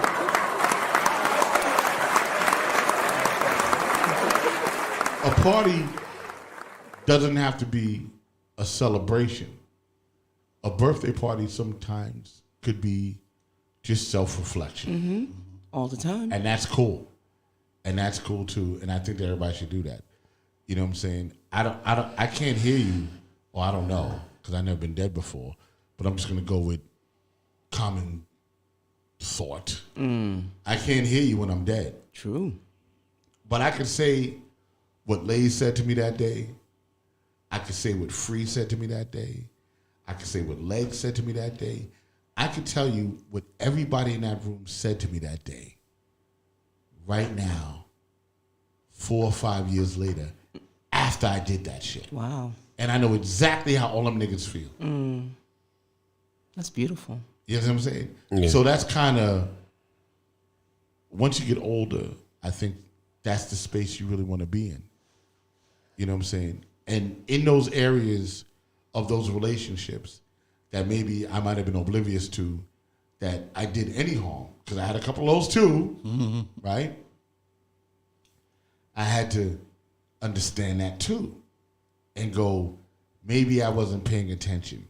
Maybe I was in my own mind. Maybe I had my own movie. Maybe I thought this is what it was. But now you're telling me how that affected you. And now that's important to me. You know what I'm saying? So, big shout out. No, go. Well, Nigga, I did last words already. Okay, no, I'm just Go ahead, what? I had a brain fart. So, I want to send a speedy recovery and get well to my friend Skyhook. Skyhook, she does the Wake Up Show with Sway and Tech. She's been in the hospital since Monday. So she just beat cancer a couple months ago, but now she has a heart problem. Like I think 20% of her left side of her heart is not working or something like that. Not good. Yeah, so she had the procedure, but they had to put something through her neck and all of that. So God willing, she'll be out like next week and what have you. Well, prayers for her. Sending prayers for her. And Rocky, I don't know if you saw the public apology that Rocky did to Red Alert. No. Earlier in the week, I believe it was, Rocky did a public apology to Red Alert. It was all on Facebook and all over the internet. Why? You know, they had some, Like, what did they say? no. So Rocky basically was saying that how he said how over the years he know that he's had some words with Red, and I guess said some things that he shouldn't have said. There's been some animosity or what have you, and he, as a man, he wanted to sort of bury the hatchet. You know, he apologized. He gave Red like a plaque. He was there. Yeah. So it was good. I mean, a lot of people commented on it. They congratulated Rocky.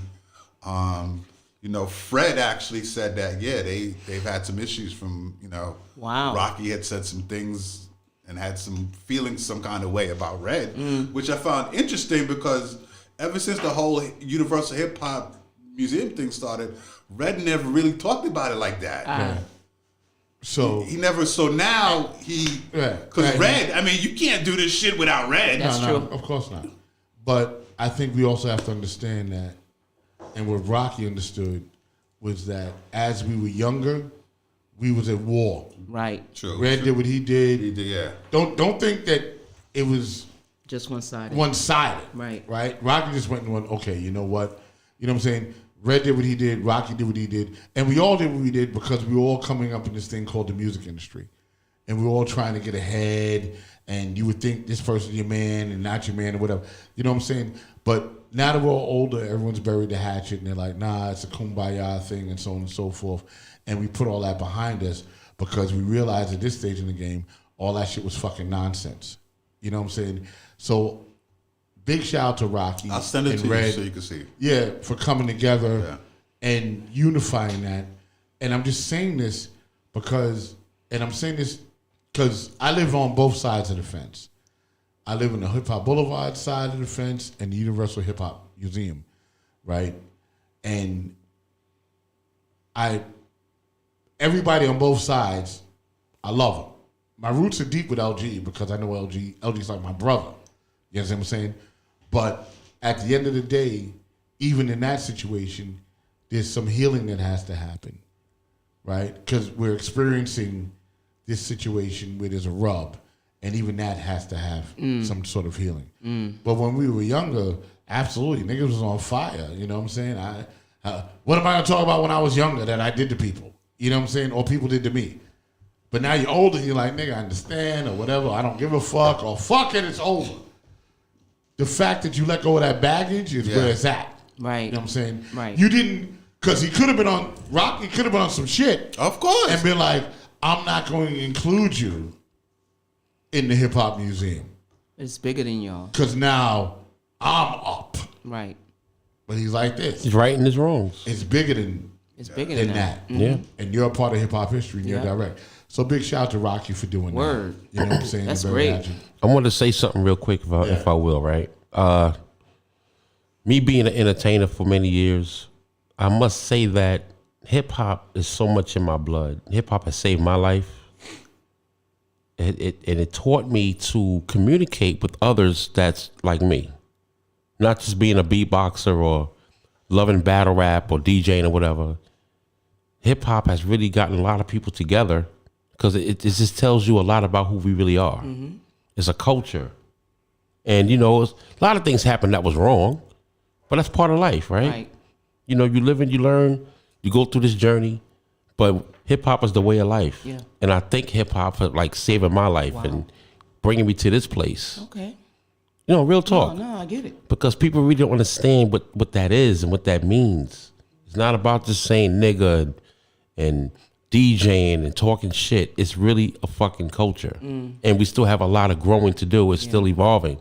So salute to Rock for apologizing to Red Alert or vice versa.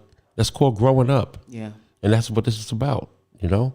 Excellent. And Rock, you know, Sticky, you made some valid points, man. And thank you again for embracing me into the family of Boardwalk Global Media. Word up. You claps. Everybody. But this is what I'll say, right, about hip-hop, and then we can bounce. You know what I'm saying? And I'm not a part of hip-hop. I am hip-hop. Hip-hop is my blood. Right. Hip-hop has been, up until I was 42 years old, was really the only way that I made my living. I made money in hip-hop. I became an engineer in hip-hop for, I don't know, from the time I was about 18. I didn't even have any other job except for making hip-hop. Before that, when I was 12, I was DJing. So everything about me is a product of me seeing two turntables and a microphone. That's it. I'm fucking hip-hop all day. Good, bad, or indifferent. I can't sit here and say I'm anything else. I'm not a doctor. I'm not a lawyer. I'm not a teacher. I'm a teacher now, but that's something that happened, right? And I'm a teacher because, you know, I love that. But my experience, my existence, everything is based out of hip-hop. Hip-hop. All day.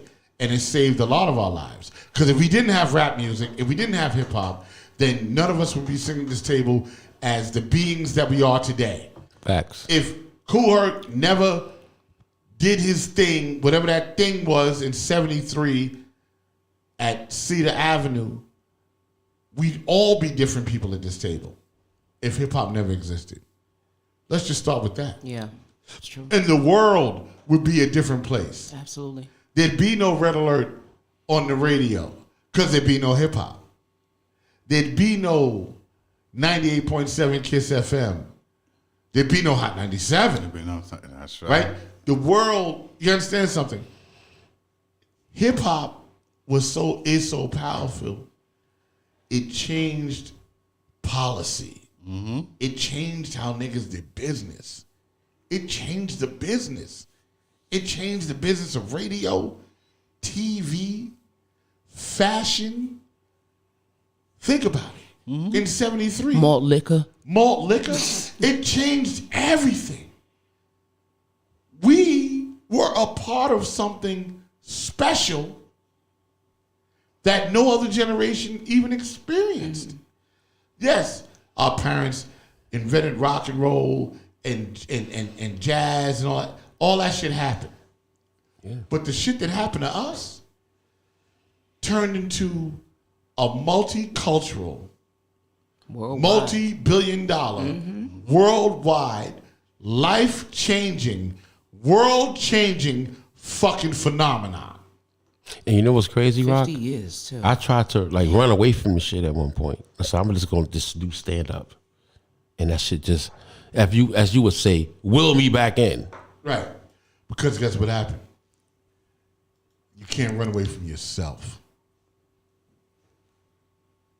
Facts. Hip-hop's you. It's all of us at this table. It doesn't matter what stage we got into it. Whether you got into the 70s, 80s, and 90s, 2000s, new millennium, hip hop is you. Mm-hmm. And if you made hip hop your life, nigga, hip hop is you. Mm-hmm. And I made hip hop my life. You know what I'm saying? So big shout out to the 50th year of hip hop. I'm glad to be there. I wasn't in hip hop for 50 years, but I've been in it for 46. You know what I'm saying? So all fair. In 73, I was alive, but I wasn't aware of hip hop. Wasn't aware until like 76, 77. So that was the deal. We'll see you next week. I know we done almost went 4 hours on the show. Monday show, Maria Davis with Phyllis Stickney. She's coming on, and I'm so mad because I missed Phyllis last night. Phyllis was at the Dwyer Center over on 123rd Street. Chinks was working, and he was doing the session there. And, you know, I came here, and I set you guys up to do the show, and then I went back. But by the time I got back, you know, I was trying to meet her, but by the time I got back, she'd already left. Oh, wow. You know what I'm saying? So I didn't get a chance to see her. But I think Chinks approached her and said, yo, you know, Rock, Logic, Boardwalk, Global Media, and you're going to be on Maria's show on Monday. So I guess on Monday, you know, we'll kick it. But yeah, that's cool. She just happened to be there. Yeah. And if anybody knows, we do the production for the Dwyer Cultural Center. And Chinks Kobe's like, yo, Yvonne Stickney's here. Like, you got to get here. And I tried to get back, but didn't work out. So we'll catch her. Yep. And I believe that DOA is opening for Yvonne when? February 3rd in Comedy in Harlem. So next Friday, the Comedy in Harlem, my man DOA is opening for Yvonne Stickney. What time? And what time is that happening? I believe it's going to be 8 p.m. Nice. All right. Nervous as fuck. No. Like you should be. But don't worry about it. Be all right. Tell some good jokes. Do a little research. Figure your shit out. Try not to do it on the fly. Try to have some material. And you should be fine, bro. Yep. You know what I'm saying? Do what you know. Okay. You know what? She's right. Do what you know. And with that note, I'll see you motherfuckers next week. I'll see you on Monday. And I believe One Night is coming back because we're doing the health fair and some other shit. And peace, love, and hair grease.